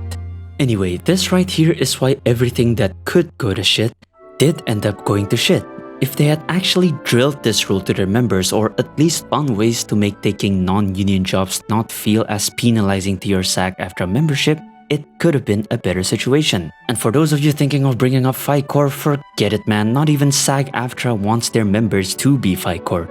They even explicitly mentioned that the people who are FICOR are not allowed to represent themselves as SAG members, that these people will be fee-paying non-members, which is a completely ludicrous concept if you think about it, and that FICOR actors are in essence scabs. You know, the very thing that those Genshin VAs were giving crap to Jacob Takanashi about. Yep, according to their own organization which they were fighting for, they are the very thing that they are hating on in this situation. Wallahi, brothers and sisters, if I tell you to check their site, but every single page seems to be broken. So you might have to settle for these screenshots from my previous videos instead. Look, the mental acrobatics here are so bad that you have to realize that Karina Butker, who has claimed herself to be FICOR, is one of the voice actors that had a major role in all of the drama surrounding the clash between the VAs and Genshin's player base. So with SAG's FICOR distinction, people should have been calling her the scab. And technically, she is a scab in the default definition as well, since she is currently still voicing Paimon and has unfortunately not been missing a single patch even from throughout the conception of the strike. Kaylee Mills, Kaching's VA, tried to justify it by saying that voicing Paimon is Karina's main livelihood, but you can say that about everyone else and their respective roles. It's also the reason why I am willing to give these VAs a pass when it comes to breaking Global Rule 1. These guys are just trying to make a living. But even I can't dismiss the fact that at the end of the day, you still broke a rule, and your org, in some cases, even encourage it. Even though, again, it's like their main Global Rule 1. Personally, I'm no fan when I hear someone say, oh, the union VAs were Trojan horses. They do this so that they can turn every project union and they can monopolize the industry. Because I think that's just too much malicious intent being implied within a statement. But as reasonable as I try to be, it is really hard not to see it as otherwise. They encourage their union VAs to take union jobs so that they can turn the projects union, which, again, wouldn't be a problem if their initiation fee isn't so damn high. And Taft-Hartleys are nothing but the layers for the union inevitability. Again, explained in the first video, 818. Why does it feel like I'm quoting Bible verses for you all? But then again, now more than ever, with claims from Capitanos VA Chris Tergliafera that SAG AFTRA members got to vote on a deal that he think was good, only for SAG to say that they are still in negotiations. It's looking more and more bleak for the state of the strike's conclusion. And many other voice actors have voiced their concerns over how much longer SAG is stalling the negotiations. Because at this point, like Liam McIntyre would say, SAG is trying to make protections fair enough, but fail to realize that there is a huge chance that by the time SAG themselves find a deal agreeable to their standards, then there would be no more voice roles to protect, no more voice actors to protect, since every company would have moved on to an international choice. Much like Genshin decided to pivot to side global and therefore losing all those jobs for those people anyway. I'm going to say what I said in my first video covering this. In their quest to not be replaced by AI, they seem to have completely forgotten that actual people can still replace them. Yeah, y'all thought it was from Joe's video, but hey, claimed it here first. And even though people like Allegra Clark and Erica Harlacher have stated that they want to go back, the VAs are just in such a hard situation, especially the ones who are fully joined with SAG. They essentially have two choices and both sucks balls. One is to go against the work refusal and by extension SAG's rules, therefore risking losing SAG membership and the possible longevity of their career prospects, but can immediately return to voicing the characters, or stick with the work refusal, remain in SAG's good grace, but risk losing the roles that they are supposed to be voicing and have worked hard to book. And mind you, considering the fact that even Star Rail's main characters, the people we play as, got recast, there's no guarantee as to how secure your role actually is, regardless of how much people actually like you in that role. Plus, with the notion that union voice work is only 20% of the available job market, remaining in SAG's good graces feels like much more of a gamble considering the lack of work opportunities. Sure, they pay more, or at least you can secure a bigger pay, but what good is the guarantee of more pay if there is no job? Sure, alright, fine, there's a third option. Be FICOR and have the ability to do union and non-union jobs, but I'm not about to give them a choice that their own organization don't even want them to take. I swear to God, if you guys can see the FICOR page, at least the version that I knew, it was basically an essay on why you shouldn't be a FICOR member. Felt like they were telling you that FICOR ends your SAG career more than presenting it as a suitable alternative for those who still wants to have both avenues of union and non-union jobs open for them. People are losing jobs, and looking at just Hoyo projects, there's already 8 of them that I can remember that have been recast. The post says 9, but for my life I cannot figure out who that 9th person is. And talking about security, Corey Landis, the voice actor for Wealth in Star Rail, put up a comment about voice acting job security, or rather the lack thereof, where he expresses that he sometimes doesn't even know if that recording session he just went to would be his last for the character that he just voiced, and that it is just how it is in the voice acting world. If the process was already that fragile from the start, then SAG is potentially, and to a worse extent, willingly jeopardizing the livelihoods of so many of their members. In a sense, they failed the very people that they were supposed to, and paid to, protect. And with the whole stupidity they raised by filing an unfair labor practice complaint against Fortnite because they used AI to have the late and great James Earl Jones's voice for Darth Vader, it just becomes a whole lot uglier for SAG looking from the outside. Like, it just doesn't even make sense. The guy hasn't even passed for a year and they're already dragging him through the shit. Epic Games already has permission from Jones's estate. Jones have already made moves prior to his passing to ensure that his voice would be available through AI, so I just don't really get why SAG had to make a deal where they get to be part of the bargaining process when, in my opinion, it really should only be between the performer's living estate members and the company who's negotiating to use the AI based on that performer to begin with. It truly is a situation of Epic Games and Jones's estate sitting down to discuss using his voice, and them looking at SAG suddenly headbutting their way into the convo, to which the other two would say, "Fuck off, who invited you?"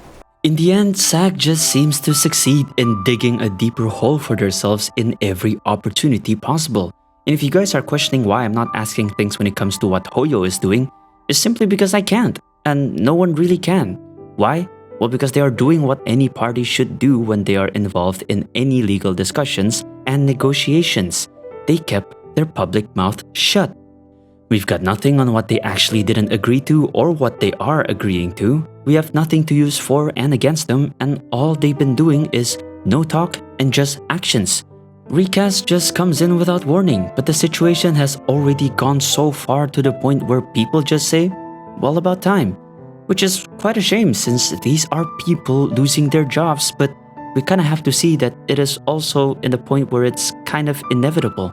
The VAs have no legal ground to not be replaced from the beginning, and having waited almost a year, Hoyo just has had enough. And if the stalemate is breaking, then it's most likely going to be from their side, and rightfully so. On the contrary, SAG puts everything out in public. Their website is a mess of contradictions or roots of hypocrisy. All their deals and big moves are turned into news articles. They tweet out to people regarding the situation, and their vocal members, in fairness to some of them, are trying to shed light on the situation, but ends up confusing things even further. Or worse, making people have a completely misguided judgment of the situation. While most of the VAs have been silent, the ones who are not have practically done more damage to the situation than they have helped, so much that it impacted their fellow voice actors' outlook. As Allegra Clark had put it, mistrust, accusations, sabotage, and fractured friendships. And it all started with SAG AFTRA. I don't care whether you work for SAG AFTRA or you are someone who's trying to get in their good graces for your acting jobs or just someone who puts SAG AFTRA on a pedestal. For a union that had its CEO earn $1 million last year, I sincerely thought that they could have done so much better. But you know what also really gets under my skin at the end of it all? Fiscally, between Hoyo, the voice actors, and SAG, there is really only one party that is probably going to get out with the least amount of scars once all of this is over. And that party is SAG AFTRA. Hoyo is losing options on character voices, the VAs are losing jobs, SAG on the other hand are probably still receiving dues from their working members, not to mention the mandatory fees for just being a member. Plus, their AI deals would probably see them through a lot of financial hurdles. It just keeps getting worse and worse to think about. I've said what I hope can happen for the VAs in my previous video, so I'm going to end this with a different hope instead. Please do not let SAG AFTRA get away with their mistakes. None of this, and I say none of this, would have happened if they took their own rules seriously, and people would have been so much more understanding of the situation had this rule not been a thing, and had they not been doing their own ridiculous moves. They've made their bed, and no one else should be suffering from their hubris and inadequacy other than themselves, much less voice actors who are just trying to make a damn living. That's it. Thanks for watching and hope you all have learned a thing or two from this video. So, 2 days ago, SAG AFTRA finally posted, "We have reached a tentative agreement with the video game bargaining group, which includes some of the largest video game companies in the world, and we are hopeful that our video game strike will be suspended in the coming days." And then 2 days later, the morning of this recording, SAG AFTRA video game strike suspended at noon PT today. All SAG AFTRA members are instructed to return to work on productions under their IMA, including work promotion or publicizing projects produced under the IMA. First of all, I want to state the obvious. It's great that the strike is finally over. People can do their jobs again, affected games will be able to get their voices as well, and it's great that they finally find something that they deem can give enough security for their actors. However, while we all might want to say, hooray, we have a giant elephant to address in the room, particularly in regards to Genshin. Here's the thing, if you guys think that this means that we're gonna start immediately getting all the EN voices in Genshin back, I'ma have to disappoint you all. As much as I would like to think of this to be the case, there's actually a larger probability now where we will end up losing more of the ENVAs that Genshin already has. And what could be worse for some of you is that we might end up losing voice actors that had been doing nothing but sit there and just watch as they might be losing their roles. And this all has to do with the actual implications of the strike's ending and what it will mean to the collective work refusal that several of the EN voice actors have either been obligated to uphold due to being a full SAG member or have voluntarily joined out of solidarity. I'm going to start this by echoing a concern that Mujin said at the end of his video that covers SAG's strike ending announcement. This he said in regards to Paimon's VA, Corina Bodker, saying that they will not be providing voices until Hoyo signed SAG's interim agreement. Are all union actors going to follow Corina's mentality because they'll be forced to by the Global Rule 1 being finally applied? Is every single studio on US soil meant to sign this agreement, not just the 10 companies that were struck? Because unless SAG AFTRA clarifies, we will have to assume that that's the case. Now, from my point of view, there's no assumption to be made about who is really signing this agreement. SAG has always made it very clear who their signatory targets are: Activision, Blindlight, Disney, EA, Epic Games, Formosa, Insomniac Games, Take-Two Productions, and Warner Bros. Games. They have always written only include and never said but not limited to. So, in their own writing, these are the main companies that they were really going after. Call it nitpicking all you want, but sorry man, this is the legal jungle we are talking about. If you want to say someone is included, you better have it in writing. Notice who's not on the list? Hoyoverse. And the main concern that both Mujin and I share is that with Global Rule 1 now being enforced, will it force the voice actors to have to reach an ultimatum of their own? Because in my view, SAG will be the one giving them that ultimatum soon enough. If SAG wants anyone outside their enclosed community to believe that they still have an ounce of integrity, I think SAG just straight up have no choice but to stamp their feet on these voice actors and tell anyone who is a full SAG member, not FICOR and Taft-Hartley and all that crap, but full members who are still involved in Genshin, to either get out or receive punishment.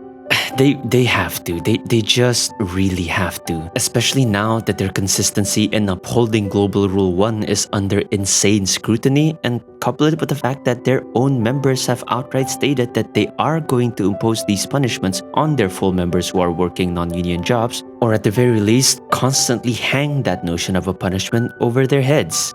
And look, I want to give these voice actors the benefit of the doubt and hope that they can take some form of punishment without losing their respective roles. Because I do want to think that they don't break Global Rule 1 on a regular basis. Although, you know what, I know, actually scratch that. Joe Zizia have said that working off the books is something that these union voice actors do quite often. So, I don't know, man. I genuinely don't know what the solution is for them. Because even SAG AFTRA's website is all like, oh, don't work off the cars because it hurts you and your peers. When literally all other SAG voice actors are saying, working off the cars is like Tuesday for us. So if they do end up getting punishments, I'm willing to bet that it won't be light ones, especially if all their supposed previous infractions are then going to be counted towards that punishment's considerations. And look guys, I'm trying very hard to give every side an equal opportunity here and not be too harsh on either one, but like I said in my previous video,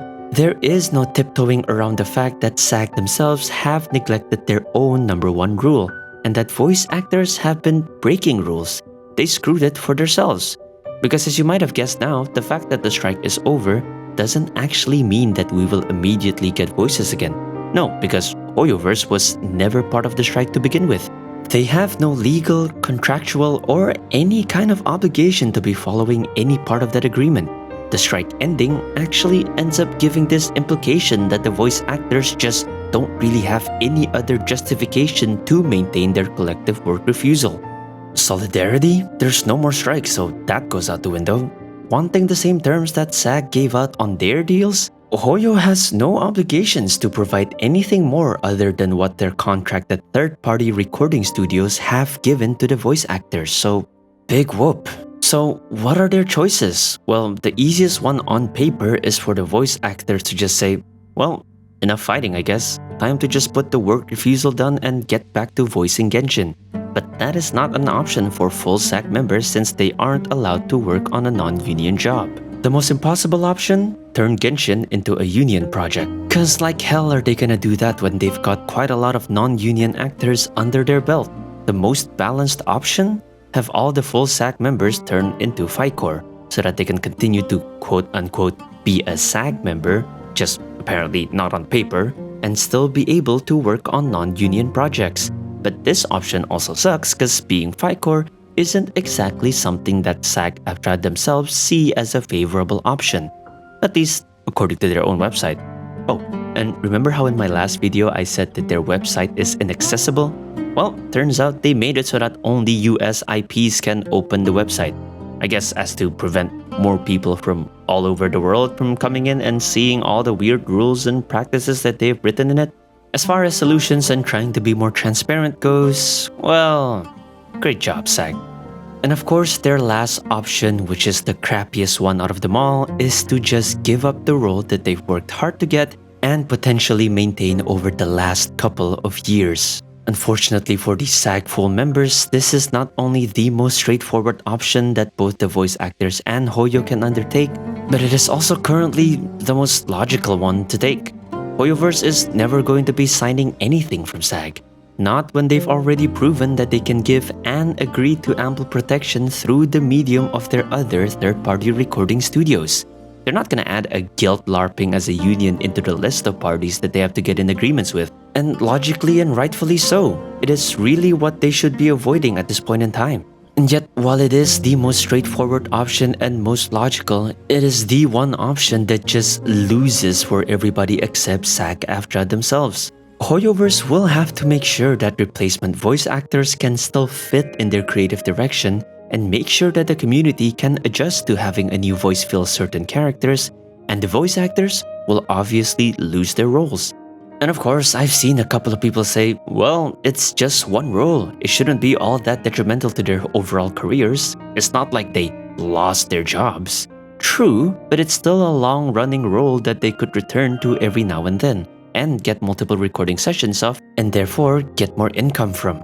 And sure, while there are quite a few of Genshin EN VAs who were already highly established voice actors before Genshin, such as Keith Silverstein, Zach Aguilar, Joe Zizia, and more, we just straight up cannot deny the fact that there are also a decent amount of them who have had their names, careers, and overall internet presence become much more pronounced via their involvement with Genshin.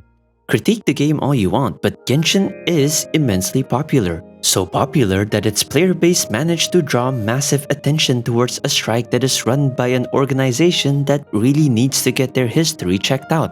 That's why from the planned title of this video, I want to urge people to just buckle up. Because unless those full SAG members decide to either quit SAG AFTRA or become FICOR instead, there's a decent chance that we are going to see a couple of them get recast. And if you're asking who and which characters, well, I don't know. No one can really tell. One of the most difficult pieces of information to find in my time neck-deep researching into this strike is to actually figure out which voice actors are affiliated with SAG AFTRA through which manner.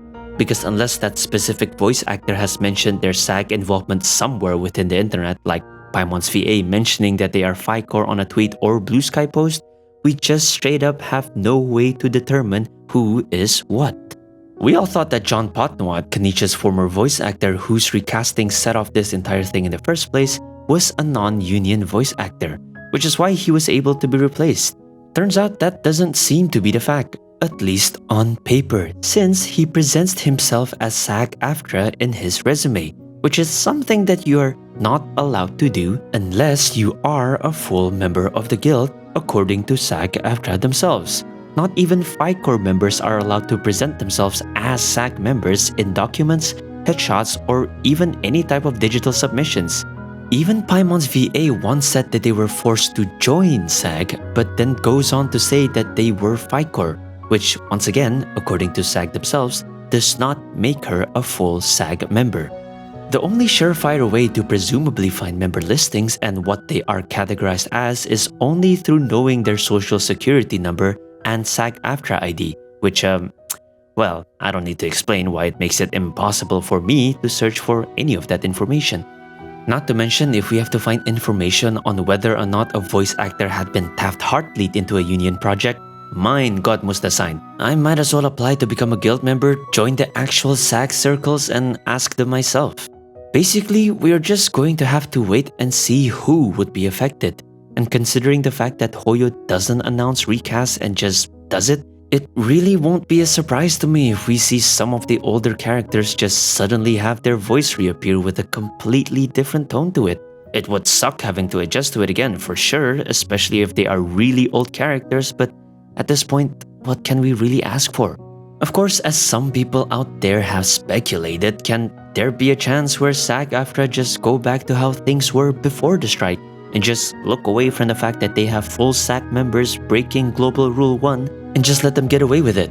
Well, they've done it before, so of course the chances of them reverting back to that kind of see no evil, hear no evil type of way to deal with this conundrum is definitely not zero.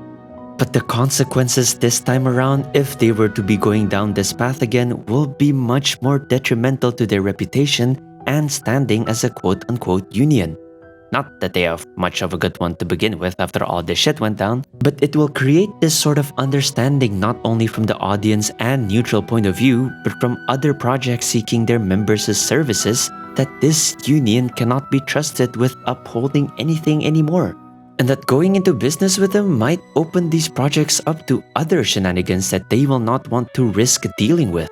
If they go back to this method and we see all their full members return to voicing Genshin and other non-union jobs, then literally everyone will be looking at them and their voice actors with a giant label above their heads that says hypocrites. Not that people haven't been labeling them with that moniker beforehand, but if they were to go down that route again, everyone will have the logical justifications to think of them that way, instead of it just being dismissed as the judgments of uneducated and anti-union commentators. Point is, sure, they can go back to just ignoring how their actors are breaking their Global Rule 1, but having all those labels is definitely not something I would want to have plastered on my forehead everywhere I go. It's just funny to me because the people who ended up perpetuating these consequences, the ones who put these notions of punishments into the front lines, are none other than SAG AFTRA and their own members. We don't need to go further than SAG's own website to see what they think about it. And members like Kyle McCarley have said in sites like Blue Sky that there are signs of SAG enforcing these rules now. Again, pretty much limiting the voice actors' options to only either hope that the project turns union or lose the role to avoid union repercussions. Yet somehow it's Hoyo's job to be the one to bend backwards and have them find a solution to this? Because at the end of the day, I always bring it back to this one statement. SAG AFTRA and the voice actors made and let this mess fester into the problem that it is now. Why is it everyone else's job to fix it? As much as Kyle would want to say that actors were misled before the SAG and AFTRA merger and that working off the cards is alright, they were misled by who? Other actors or the organizations themselves? The agreement intends to forgive past mistakes. Unfortunately, a lot of those past mistakes are roles that they are still casted as at this very moment. So what's gonna happen then? Still forgiveness, or is it punishment time? They got the roles before all of this went to crap, so shouldn't they be exempt from punishment with that logic since it's still the same role? With the strike's end, I'm supposed to feel hopeful for these EN voices, but instead, I feel the complete opposite. I feel like we're going to end up losing some more of them, and it might not even be the troublesome ones. I said it at the start of the video that this might be the case because you know why? I'll give you the most obvious example. One of the most problematic VAs that kept butting heads with the community is Paimon's VA, who is FICOR and can technically still do the Genshin job without facing any repercussions from SAG. Yet how it is that no one in the VA space considered or called them out as a scab like literally was beyond me. They literally fit the definition both based on SAG's terms and the general strike terms for scabbing. And this all becomes much worse if you were to go and watch Mujin's video about what SAG negotiators have been saying in a supposedly private Discord server. By the looks of it, if Paimon's VA ever wants to go full union, they are probably going to be rejected for having promoted or done union work, even if they were a FICOR member to begin with. They even said that union developers have been wanting a no-hire list they can request for. And apparently, even full non-union actors who have been working during the strike will most likely be banned from joining the union in the future should they apply for it. And look, okay, even discounting what is said in the Discord server, it's the same line of what the hell type of information that appears when you see that Kyle McCarley have repeatedly stated in Reddit and Blue Sky that Hoyo is not struck specifically, but they are striking against the whole of the video game industry. So they are technically being struck against. My question is just this, Kyle. Whose statement are you echoing here? Your own opinion or what SAG is actually saying? SAG, in their official statements and newsletter, has never mentioned any other companies apart from the listed signatories. And they've also never made any implications as to whether or not there are hidden signatories, because in all their official statements, they have never included a "but not limited to" statement before listing their signatories. Unlike what most of the missing voice actors from Genshin had said and revised in their statements, they are refusing work. Not striking, but refusing work. And this is exactly what I've said in my previous videos, that the voice actors themselves need to get their statements together and in line with one another, because evidently the amount of splintering between them ended up doing far more damage than any of the good that they'd hoped to gain from the strike to begin with. And after all that chaos, another thing we have to look out for is Hoyo's patience. The strike ending will just be even more of an incentive for Hoyo to urge the recording studios to get those voices back. And if the answer from those voice actors is still, "Nope, sign this thing first," then I don't know anymore. I don't know what else to say other than to prepare yourselves, because there may be characters that will be recast in the coming months. Especially now that Hoyo has moved Genshin's recording to side, and the fact that Stariel and HSR are recording under AI protected studios, Hoyo has every right to not feel any need to hold the fort any longer, and they can honestly and rightfully pull that plug anytime they want. They have a game to make, and a community that has already run out of patience with listening to muted voice lines. It's time for them to make a choice, and by the looks of it, it's gonna be by force. And unfortunately, the choices also suck, but we'll just have to wait and see which one is it that either the voice actors or Hoyo will choose to implement. And hopefully we don't have to lose much, because as much as I want to say hopefully we lose nothing at all, I sincerely doubt that it's going to be anywhere near being that simple. Because realistically, there are some voice actors who, while yes, they can return to Genshin in terms of employment conditions, it's clear that there are some names that the community would rather not have seen return into Genshin. But whether or not those certain names will have the common sense or the self-respect to not return will unfortunately remain to be seen. And that's it for this video. I'll just hope that I'm just being a bit too paranoid, and maybe in a somewhat more idealistic world, we'd get to see everyone who didn't raise a storm keep their roles and voice them again. Well, would you look at that? My video got a Blue Sky mention. MILF Mom talking about how my video should honestly be retitled "How Hoyoverse fans are the stupidest marks in gaming. Why am I getting recommended this trash?" Well, it probably has something to do with the fact that you could have watched the video and gave constructive pointers on why you thought that my statement wasn't the case. But yeah, talk cheese about it in budget Twitter instead. You know, I don't mind. What a great way to provide more clarification in a time where people are really needing more clarity on the situation. Someone even said that Hoyo fans are unable to see their company critically in reply to that, which just sort of tells me that they kinda know nothing about the Hoyo community. Cause like hell, the game isn't called Complaint Impact for nothing. But I'll talk about this a bit more later on, so for now, I'll just take the suggested title. At least, that's what I plan to do. If this ends up being titled differently, then, well, yeah, sorry. Another person even said that I made that video since I was probably sponsored by Hoyo, which, well, disclaimer, I'm not, or because I was hoping for a sponsorship from Hoyo. And honestly, I'm not an idiot. I'd take any good sponsor if they'd reach out to me, but I don't think it's quite within the scale of what my channel is worth at the moment. Apparently, they think it's weird that we gamers view a company worth $220 billion as the underdogs, which is well, for lack of a better word, an interesting figure to put out there, because, you know, if they're willing to think that MiHoYo is worth more than Adobe, Sony, or McDonald's, then so be it. I just thought it was my role to be the stupid mark in this case. But hey, I don't mind someone taking that off my hand. Thanks for the mention, Hero Hey. Seriously though, MILF.mom over here, please don't check their profile, it'll save you the brain damage I had to endure to find this post. Should probably watch the video to understand why I said what I said or why I even put that statement in my thumbnail. Because with recent confirmation from D-Luke's voice actor Sean Chiplock that Genshin is not getting their voices back, even though the strike has officially ended, I honestly don't know just how much further I can keep a straight voice while I keep trying to make everything else make sense and to see what other solutions are available other than replacing all the voice actors and trying to strong-arm Hoyo into signing a deal that they may not have any control to sign in the first place. Because with all these differing points and contradictions within the story of what the strike was actually supposed to be about and how Genshin was really involved, my frustration has just actually been compounding.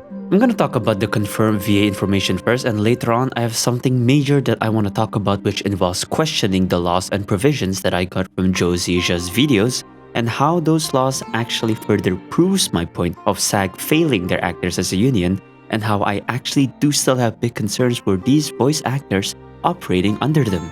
In any case, let's just begin with Sean Chiplock's thread.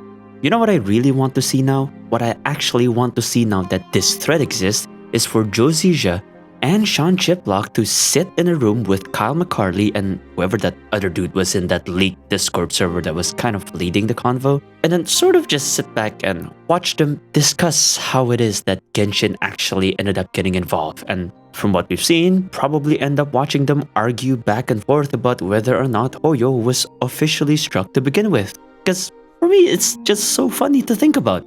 Kyle here kept pandering on about how Hoyo was actually struck since they are a video game company and that the strike is against the video game industry, while literally most of the voice actors who are speaking out now kept saying that there was never a strike against Genshin, that it was always a collective work refusal.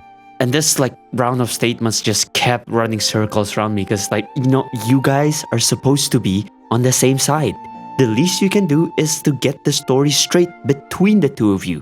This splintering round of statements is just gonna do nobody no good and is running everyone through rounds of mental gymnastics that no one really wants to go through just to try and to understand anything from this problem. Look, if you were here for Calm Talk, I'm gonna have to disappoint you because if I'm going, I'm gonna get going. This is why I always said that SAG and their actors need to get together and make sure that their words and statements do not contradict with one another. Because at this point, it just looks like both sides are trying to nuh-uh one another, while the people on the outside trying to gain a concrete understanding of the situation can only sit there and be like, what in the world is actually going on? With SAG members saying that Hoyo was not struck but technically is, while on the other side, now that everything had been blown out of their asses, the voice actors all revised their statement and are banding together over the, oh, it was a collective refusal all along. There was no legal strike to begin with because there was no legal grounds for us to do that. But some of us definitely did not completely bully a voice actor because we called him a scab for taking a job of someone who is striking, who at the end wasn't actually striking at all. There's just a lot of it that screams avoiding accountability. There's this one line of questioning in Sean's thread that just makes me want to somersault off my chair. So Riptide here asked, can you please explain why the game was okay to work on before the strike happened? Which was a completely logical question to ask since it is literally why people who are bashing on these voice actors are still giving them crap. And in comes Kaylee McKee, who is an anime dub voice actor, replies, it's much more simple than any of that. FICOR actors as well as union actors who thought it was small enough to be safe signed on. Then they got fucked over.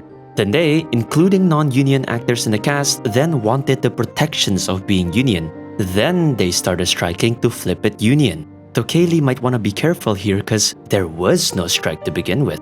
But besides that, the whole statement just made me went, huh? FICOR actors as well as union actors who thought it was small enough to be safe signed on? Oh, so if Genshin didn't become one of the most popular games to have come out in the past 5 years, none of this would have been an issue? How is it that the VAs are the ones who got fucked over?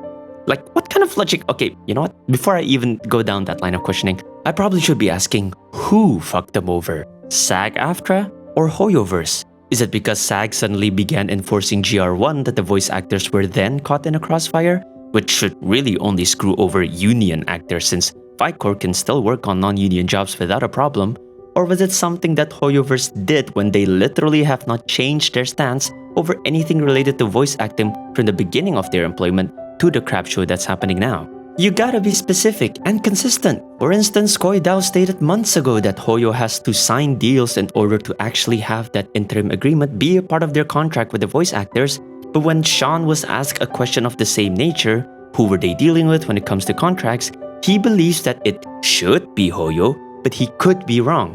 And another user replied with something that I would have immediately questioned with as well. But how is it going to work if you are not even sure who has to make the addition to the contract? And this is a humongous thing to get a straight answer to. We have to know. Was it Hoyo's jurisdictions to handle these things or not? How are you going around signing a deal or recording session deals without knowing who was the one that was supposed to have a say? Because if Hoyo isn't the one who has the jurisdiction, or is not the only one with that responsibility, then we need to know how the process is supposed to be applied. Instead of just telling us that this is supposed to be this and that is supposed to be that according to your knowledge, without even clarifying or elaborating on how what is supposed to actually be what. And before anyone tries to use this following reasoning to still get at Hoyo, I'm just gonna say, you're not gonna be able to go around and say, oh, Hoyo or Formosa or whoever their casting director or whoever has the final decision of who to cast could have rejected the union voice actors because they should have known that union voice actors aren't allowed to work on Genshin to avoid this mess in the first place. No, that is not how any of this works. Hoyo doesn't have a do not hire union talent law against them, so if the actors auditioned, got the part, and still kept the part even though they knew that Genshin is a non-union project that has no intention of flipping, then the onus was on the voice actors to either shut up and just do the work, or have their own sense of integrity and reject the work. And I'm putting forth the latter option because it is something that other actors have done before. Troy Baker, a renowned union voice actor who voiced, a certain Joe dude in this random video game called The Last of Us and many other cool roles, rejected reprising his role as Reese in the Borderlands series since the developer Gearbox said that they were not going to go union. It's that simple, and he didn't make a giant fuss about it. People in the media thought it was about money, but Baker was clear in stating that it was just impossible for him to do it since he is a union actor, and union actors are not allowed to work on non-union projects. And he also understood that it was just a matter of differing directions that the studio wants with what he wants. The fact that these actors kept the role when they knew the risk was on them. But I am one of the few people who are still willing to look at them and understand that they had to do what they had to do because they need to keep booking roles to make a living as a voice actor. But I also won't defend them for breaking rules in the first place. So I really don't get how Kaylee can say, how is it us and not Hoyo who could have easily stopped the strike from happening? If you were doing a job you felt disrespected in, not paid enough, and constantly threatened to be fired, wouldn't you demand to be treated better or quit? They just want you to blame us so we can be exploited. Well, Kaylee, for one, I'm just gonna keep saying this over and over again, union actors could have prevented this by not taking a union job. When one, you were not allowed to take the roles to begin with, and when you know that the game itself was not looking to turn union. But you know what? Let's just ignore that because apparently it's a nothing burger on the eyes of these people. Pushing that suggestion aside, that statement is also why I said that these people do not know the Hoyo community to begin with. If you were actually disrespected all this time, constantly threatened to be fired, then tell us the player base. Trust me when I say that as much as we are defending Hoyo right now, if you guys were treated this way, give us concrete details to that behavior and we will also not hesitate at all to shit on Hoyo. Remember the time when Paimon's VA said that she hadn't been paid for doing Genshin for months? Everyone, including Genshin players, actually especially Genshin players, content creators, immediately jumped on Hoyo first. It was only after a long while later when we understood that Formosa was to blame for the payment discrepancy did we step off the gas, and when we were told that Hoyo actually helped Paimon's VA move studios so that they can make sure that this does not happen again, we fully let the matter go. And by the way, I'm not going to consider working on a session-to-session contract as being the same with constantly threatened to be fired. Yes, it's unfortunate that the average voice acting jobs in the US are lacking that kind of security, but as Corey Landis had said, that's just the way it is, and this is not a Hoyoverse problem, but it has more to do with how your more run-of-the-mill US voice acting landscape had always been. And I don't bring up her complaints about not being paid enough because Kaylee here had only voiced 2 NPCs in Genshin. I'd gather that she was probably paid what NPC voice actors would be paid in what limited session she would have had for the game, which I would assume would not have been a lot to begin with. Though if she was union, the other Kaylee had said beforehand that union rates was something that Hoyo provides, or their recording studio partners provides.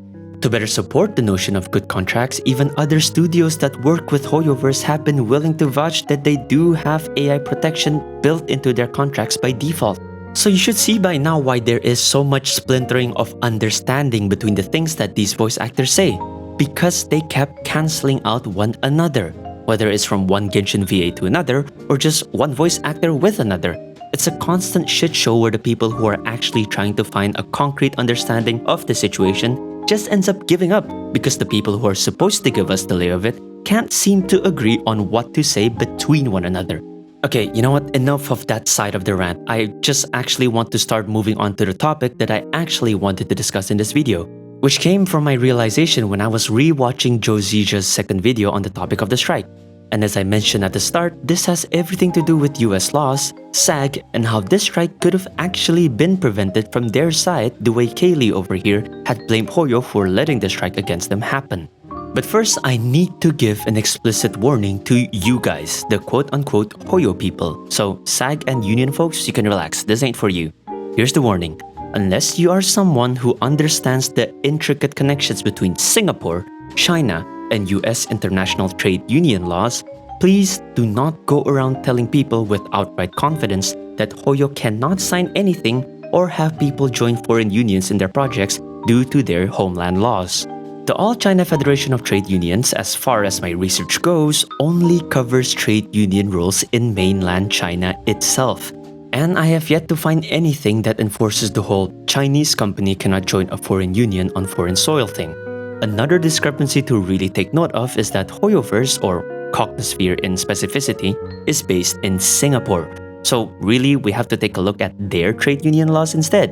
There are people who are arguing that Hoyoverse is still owned by MiHoYo, which is correct, and are therefore still under China jurisdiction when it comes to the law. But there's so much complication and uncertainty that I have to caution people who are using this as a justification. Because compared to simply reviewing the laws of a certain state, county, or even just one nation, having to compare between the differing laws of differing nations is far more difficult to do for the general public, and it can lead to so many more mistakes or misunderstanding. There is no doubt, however, that China does have law precedents that outlines protection against AI, and they do have one that specifically details protecting people from having their voices from being imitated without consent, as they file it under the violation of personal rights.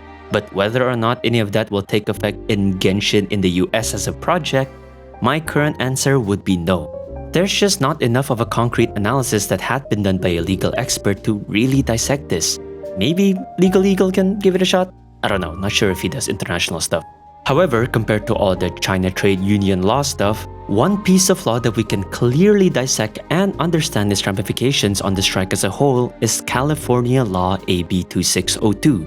Which Josija points to as the law that really muddles the necessity of whether or not Hoyo actually needs to even sign anything in the first place. And it all has to do with the fact that this bill actually outlaws provisions or agreements that were made within the state of California from being able to create a digital replica of any person unless that specific agreement explicitly states that they are going to make a one-to-one digital replica of that person's performance or visual and auditory likeness.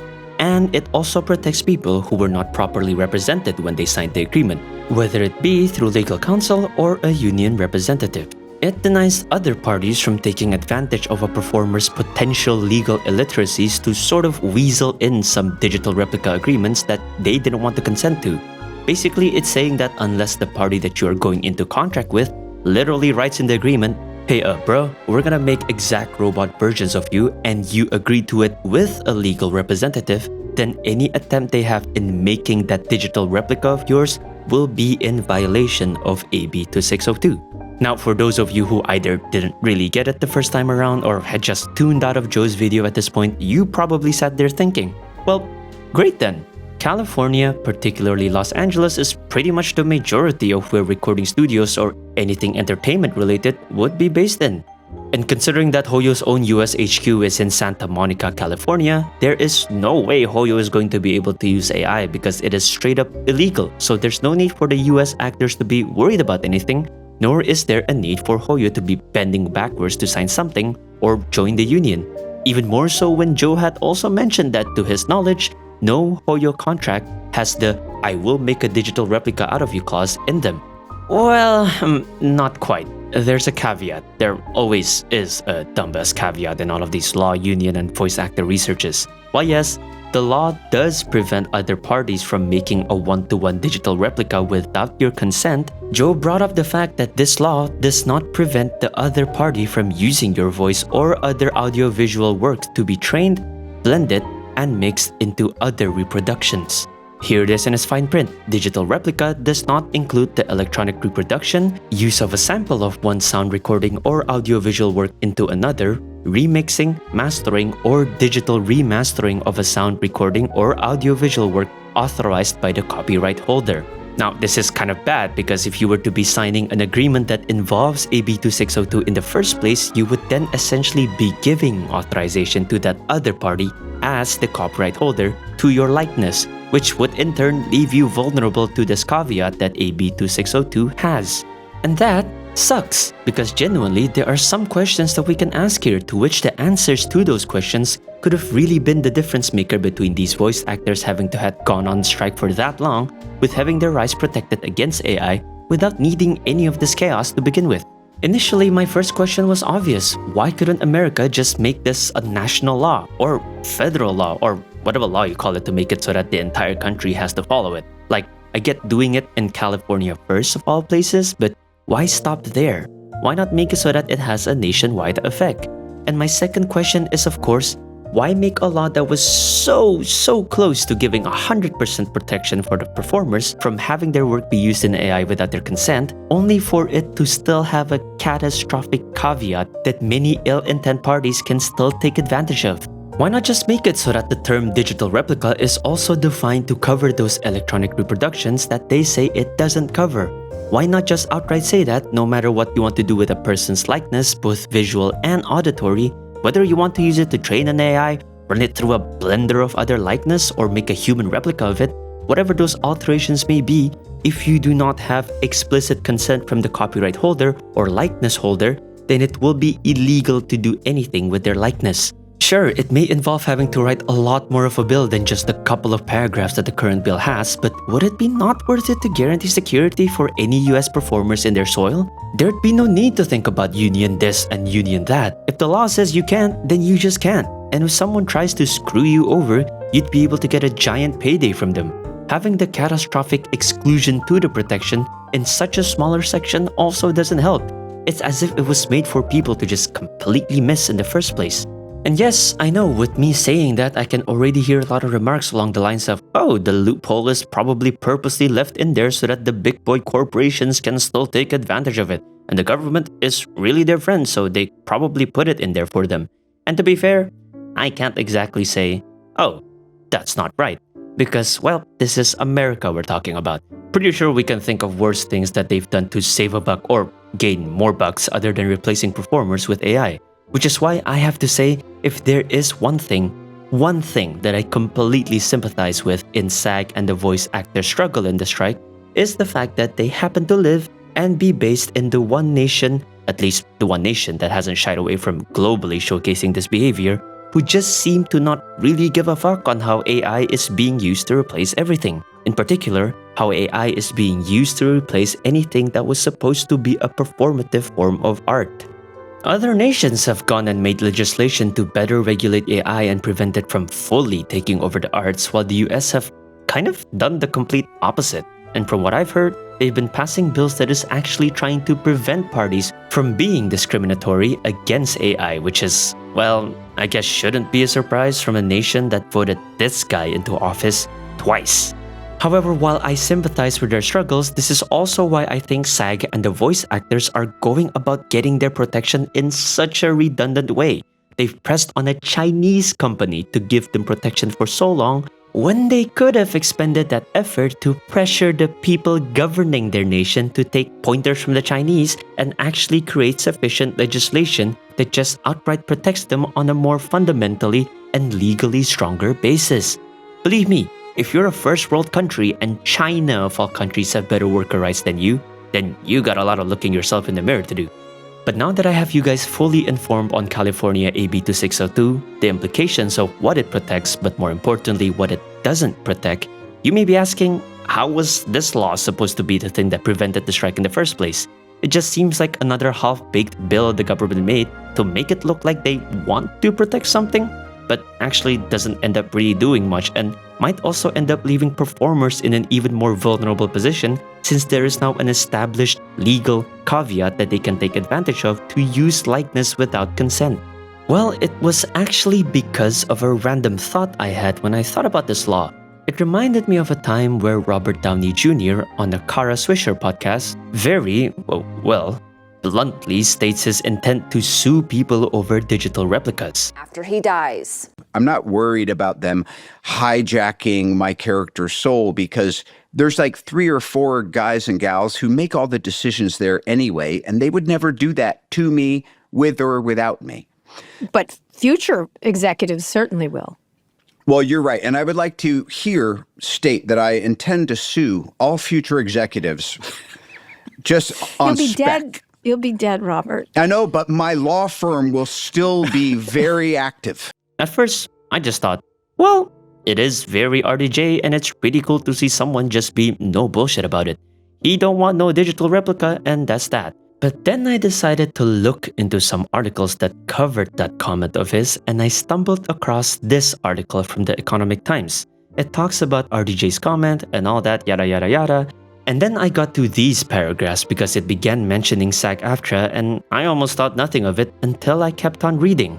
A spokesperson for SAG AFTRA said that Downey has the right to deny any digital replica uses in film because of California's new law prohibiting the unauthorized replication of a dead performer's likenesses without prior consent. The next sentence is what really got me thinking. That law, signed by California Governor Gavin Newsom in September, was sponsored by the union. And in my head, I had to backtrack a bit. That article was published October 2024, and when it said that the law was signed on September, I checked it with AB 2602, and sure enough, the dates matched. AB 2602 was the law that I thought the article was referring to, and it had stated that the bill was sponsored by SAG AFTRA. So, I looked around AB 2602's page in the California legislative site, and that's where I found this document detailing a Senate Judiciary Committee hearing on July 2nd, 2024, which discussed the introduction of AB 2602 to be added into the Labor Code. And wouldn't you know it, within the executive summary, it is written there plain as day. This bill is sponsored by SAG AFTRA. Turns out, the bill that the article was referring to ended up being AB 1836, which had also been approved at the same day as AB 2602. However, it is important for us to know that the definitions for digital replica are both defined identically within those two laws, and that they both have the same exclusion of protection when it comes to voice training or blending.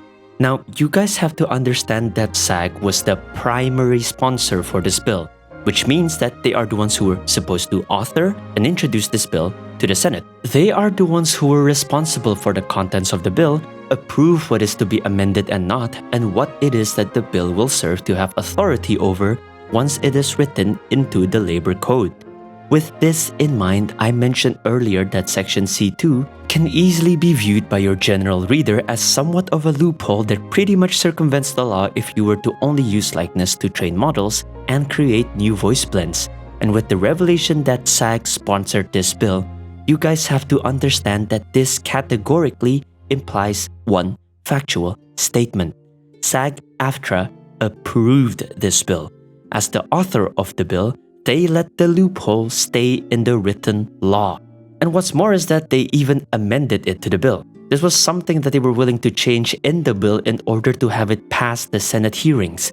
To their credit though, I would say that it's not entirely of their own doing, as there were other absolute asshats in the Senate hearings that was against this bill from passing to the very end. One of them specifically being the Motion Picture Association of America, which argued in opposition of the bill even as Senate was about to chapter it into code.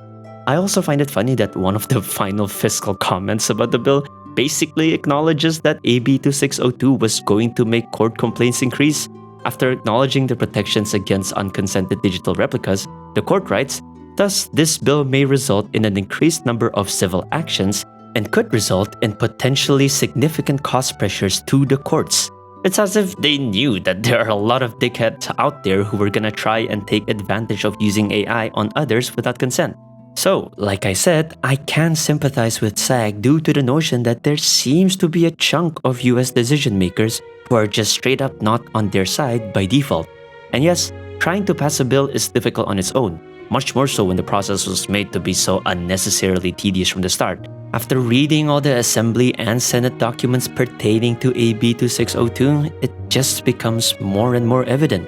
Yet, even with that knowledge, I still don't see why there was ever any need to make this sort of specification to the difference between digital replica and electronic reproductions. Was that truly the only way for this bill to have a chance at passing? It's as if SAG placed that loophole there to appease the people who were opposing the bill. Though it didn't look like it that much since the arguments opposing the bill literally remained unchanged for like 3 different hearings or meetings, and it didn't change even after the specification was amended in. And while I might see the urgency or I guess desperation to amend anything in order to get some sort of protection going, I find the implications of a legal caveat now existing due to that urgency to be something that could be much more detrimental to the people, which I guess is a good thing that this bill isn't exactly national law just yet. Because now you literally cannot argue that electronic reproduction can fall under some extension of a digital replica. Whilst if the distinction hadn't been made, people can still afford to have their defense play around the notion that electronic reproduction falls under an extension of digital replica, especially if they were defending from someone who was trying to screw them over. This type of legal mumbo-jumbo is also exactly why I am worried for the voice actors, especially in regards to the deals that SAG has made with all those AI companies. Apart from the fact that a lot of voice actors have voiced their opposition against those deals, I just have huge concerns that those deals will have these kinds of loopholes just hidden away in some obscure parts of their contracts. We don't know what is entirely covered within that deal, and more vitally so, the majority of SAG voice actors doesn't even know what the deals truly entail. And to some specific extent, some actors didn't even know that an AI deal was supposed to exist in the first place. This is why I want the voice actors to have an actual dialogue with the people who made those deals in the first place and try to actually figure out the details of all those deals in its entirety. Because if SAG was willing to compromise and create a huge loophole for bills to pass, who's to say that they won't be much looser and would then be more susceptible to further compromises in making deals with AI companies? If a loophole can exist in a law section this short, can the voice actors actually guarantee, without checking in with the deal itself, that neither SAG or AI companies place these kinds of loophole in a whole-ass deal? Because to me, it is rather concerning that just a month after this bill was passed, guess what happens? That's right, SAG signs a digital replica deal with AI company Ethovox. Coincidence? Probably, but I'll let you guys think about it.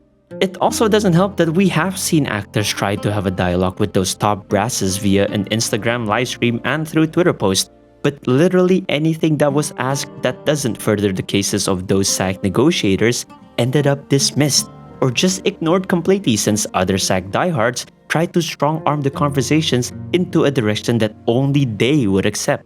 It's because of this kind of development or discovery that every time I try to find something that would make me at least want to be on SAG's side again, every time I find something that they did that I thought I can fully 100% be behind and be willing to back, there's always these kinds of catastrophic information that just pulls me back to square one and completely doubt everything that this supposed union is supposed to be doing. No matter how good their intentions seem to look like at the beginning, because more often than not, the ramifications of what they end up doing tends to just completely overshadow their ends. Which is also something that we can say in regards to how the voice actors and SAG members have handled the situation. Like I said in my last video, all their splintering and inconsistencies have done far more damage than the good that they hoped to achieve in the first place. And look, for those blue sky commenters who want to give me crap for defending a billion-dollar company, why are you all acting as if SAG themselves is not a guild LARPing as a union who are making a crap ton of money just off of membership dues alone? People act as if they're making pennies on the dollars when you have to remember that SAG doesn't only cover obscure voice actors. Actors like Sam Jackson, Harrison Ford, or DJ, all of whom can easily make tens of millions from just one project, and all those kinds of high-profile projects like Disney and by extension Marvel are all covered mostly under SAG's jurisdictions, which would also render them eligible for dues and cuts from those projects. This ain't no broke-ass union to begin with, not when their top brass is earning like $1 million a year. Though in typical US corporation standards, according to Kyle McCarley, SAG's communications department is manned by like 4 underpaid staff members, so yeah, if that says anything about the true priorities of the people calling the shots in the union, I'll let you guys make your own judgment. They have over 160,000 registered members who are professionals that span between actors, media people, and many more. With base dues at $242, they are at minimum going to be making an estimate of $38 million annually. That is at minimum, because there is the 1.575% additional dues based on your annual earnings from work covered by SAG AFTRA. So, let's say Harrison Ford, who was said to have been paid at least $10 million for The Force Awakens, contributes to just about over $150,000 on dues for that project alone. And SAG caps the dues they take from their actors at a generous $1 million per year. So believe me, these guys are not poor on their coffers by any means. Not to mention the amount of commercials and advertisement that these guys would be covering, and the fact that SAG rates for actors will always be at the minimum of thousands. It just serves to further solidify this notion. And if a union has enough influence and money power in order to sponsor a bill for the government, that's just even more reason for people to not be concerned about their financial capabilities. And that's why I find the whole, "Oh, you're defending a billion-dollar company" argument so short-sighted. If you think that they were in the right, or at least accused of things that you think aren't right, then who cares if it's a billion-dollar company or the corner shop down the street? You argue for what you think is right. And now, with more news that was coming out as I was researching and writing this video, Sarah Miller-Cruz and Zach Aguilar, the voices of Lumine and Ether, have confirmed that they are going to return to voicing them after 5.7, which is great news because I do like their portrayals, no matter how scarce they are in terms of voice dialogue, and I look forward to seeing them back in the game. But it also made me more frustrated and sadder about the implications that this news might bring about in relation to their standing amongst other voice actors and with SAG themselves. It confirms that there is still that splintering of opinion amongst the voice actors, with many of them still abstaining from returning to Genshin. To those who have announced their return or have just returned entirely, it's possible that they won't fully see eye to eye with one another anymore. Like Allegra Clark had said, friendships were more than likely absolutely lost during the strike. And these voice actors having differing return paths just further exacerbates that. And in correlation with SAG, it is clear from their Discord conversations that they do not take kindly to actors who are taking non-union jobs, even regardless of the strike. With how much damage that the Genshin revelations had probably done to their reputation, it won't be surprising for them to see all these FICOR or even non-union actors who are still working on Genshin and immediately place them on a tag of people who are to never be put back into a full member of SAG AFTRA. Which for people like Sarah and Zach, the implications of it just sucks because they might be risking losing an option for opportunities if they are to be barred from full SAG projects in the future. And I like those two, and it's just a shame to think that their want to stay in the game and be a part of the community could be costing them a potentially more exhaustive career. Though yes, Joe did say that almost 80% of VA jobs out there are non-union, but I still think it's a concern that I can have for these VAs. That's why there's just times where I honestly thought that it was best to just let those SAG-affiliated actors leave Genshin. If it really is costing them that much and we have no way of helping it anyway since SAG essentially already has a stronghold on any meaningful actor jobs they have in the US, then I don't think anyone should hold it against them for prioritizing their careers. It'll hurt for the voices to change, sure, I have no doubt about that, but bar a couple of very vocal bad apples, there are a lot of good personalities within the Genshin cast, and I hate to see them have to give themselves a hard time in the future, all for the sake of staying in Genshin. At the end of it, I still think that SAG could have and should have done better. They had the resources for it, they had the information necessary to make the decisions to protect their actors the way their actors wanted to be protected, and they had the precedence in wanting to protect actors against AI to go for all these protective measures. But between horrid communication, possible greed, or the want for absolute control, I don't know what ended up really going wrong for the strike.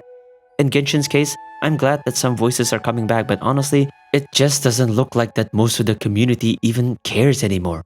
Whether or not they come back, they just want voices to be back in the game. And with rumors that Paimon and Kaching's voice had been replaced for 5.7 or for after 5.7, which I should find out if it's the case when this video comes out, so I'm just gonna put some edit to confirm it. It's clear that Hoyo is making their move to, at the very least, change out the ones that had been making it far too illogical for Hoyo to actually retain. Especially after the amount of times those voice actors have butted heads with the community. Cause at the end of the day, Hoyo are going to prioritize the people who are playing the game. And I hate to say it, but there's only so much patience and justification that I can try to spread to other players on behalf of the voice actors. And not only are people done waiting, they'd had it with some of these voice actors, and they don't even think it was worth waiting for them. Though yes, Zack and Sarah's return is great, but again, there's still no further guarantee on who else is returning. And it's just even more annoying now that SAG was part of the conception of a law that could have prevented a lot of this from happening to begin with, only for it to end up potentially being a dangerous source of exploitation that can really end up hurting the voice actors in the long run. So that's it. Not bad for a stupid Hoyoverse mark, eh? Look, I made these videos not to expose something or whatever, because everything here is information that you can easily find if you do your own research, but more to question and find actual answers to these questions that I think can benefit a lot of people in the company involved when it comes to better understanding the situation. Simply making posts saying how this video is wrong and that YouTubers are liars doesn't help anyone in the slightest. And those kind of posts is what I think ends up making more useless drama. Give us the clarification constructively instead. At the end of the day, we are the end users. We are the ones who either play the product or spend for the product. The community and audience are what gives these voice actors their industry. Call it entitled, up to you, but we reserve the right to know, especially when there's already so many things spouted at us for not understanding anything over the course of the last 10 months. Communicate. It's that simple. Thank you for sticking around. Let's hope we get more of the older voices back, and please guys, if there are any recasts, let's just support the new voice actors. I wouldn't be surprised if none of them would touch recast Genshin jobs based on what happened to Jacob, but let's just appreciate the voices we have and get behind them when needed. So that's it. I know the order of things that I talked about got a little bit skewed in the end there, but hey, gotta keep it straight with how I actually researched things to begin with. For those of you looking for the short segment, here are the facts and answers to the question that some of you might still be asking just due to how convoluted things might sound like had you tried to follow the entire thing. Is the strike over? On SAG AFTRA's side, definitely yes. Their voice actors are free to work on any project once again. Can this sort of strike ever happen again? Absolutely. The agreement has to be renegotiated every 3 years, so whether or not it will be due to corporations being assholes again, or if the VAs wanted more protection, this kind of situation can definitely crop up once more.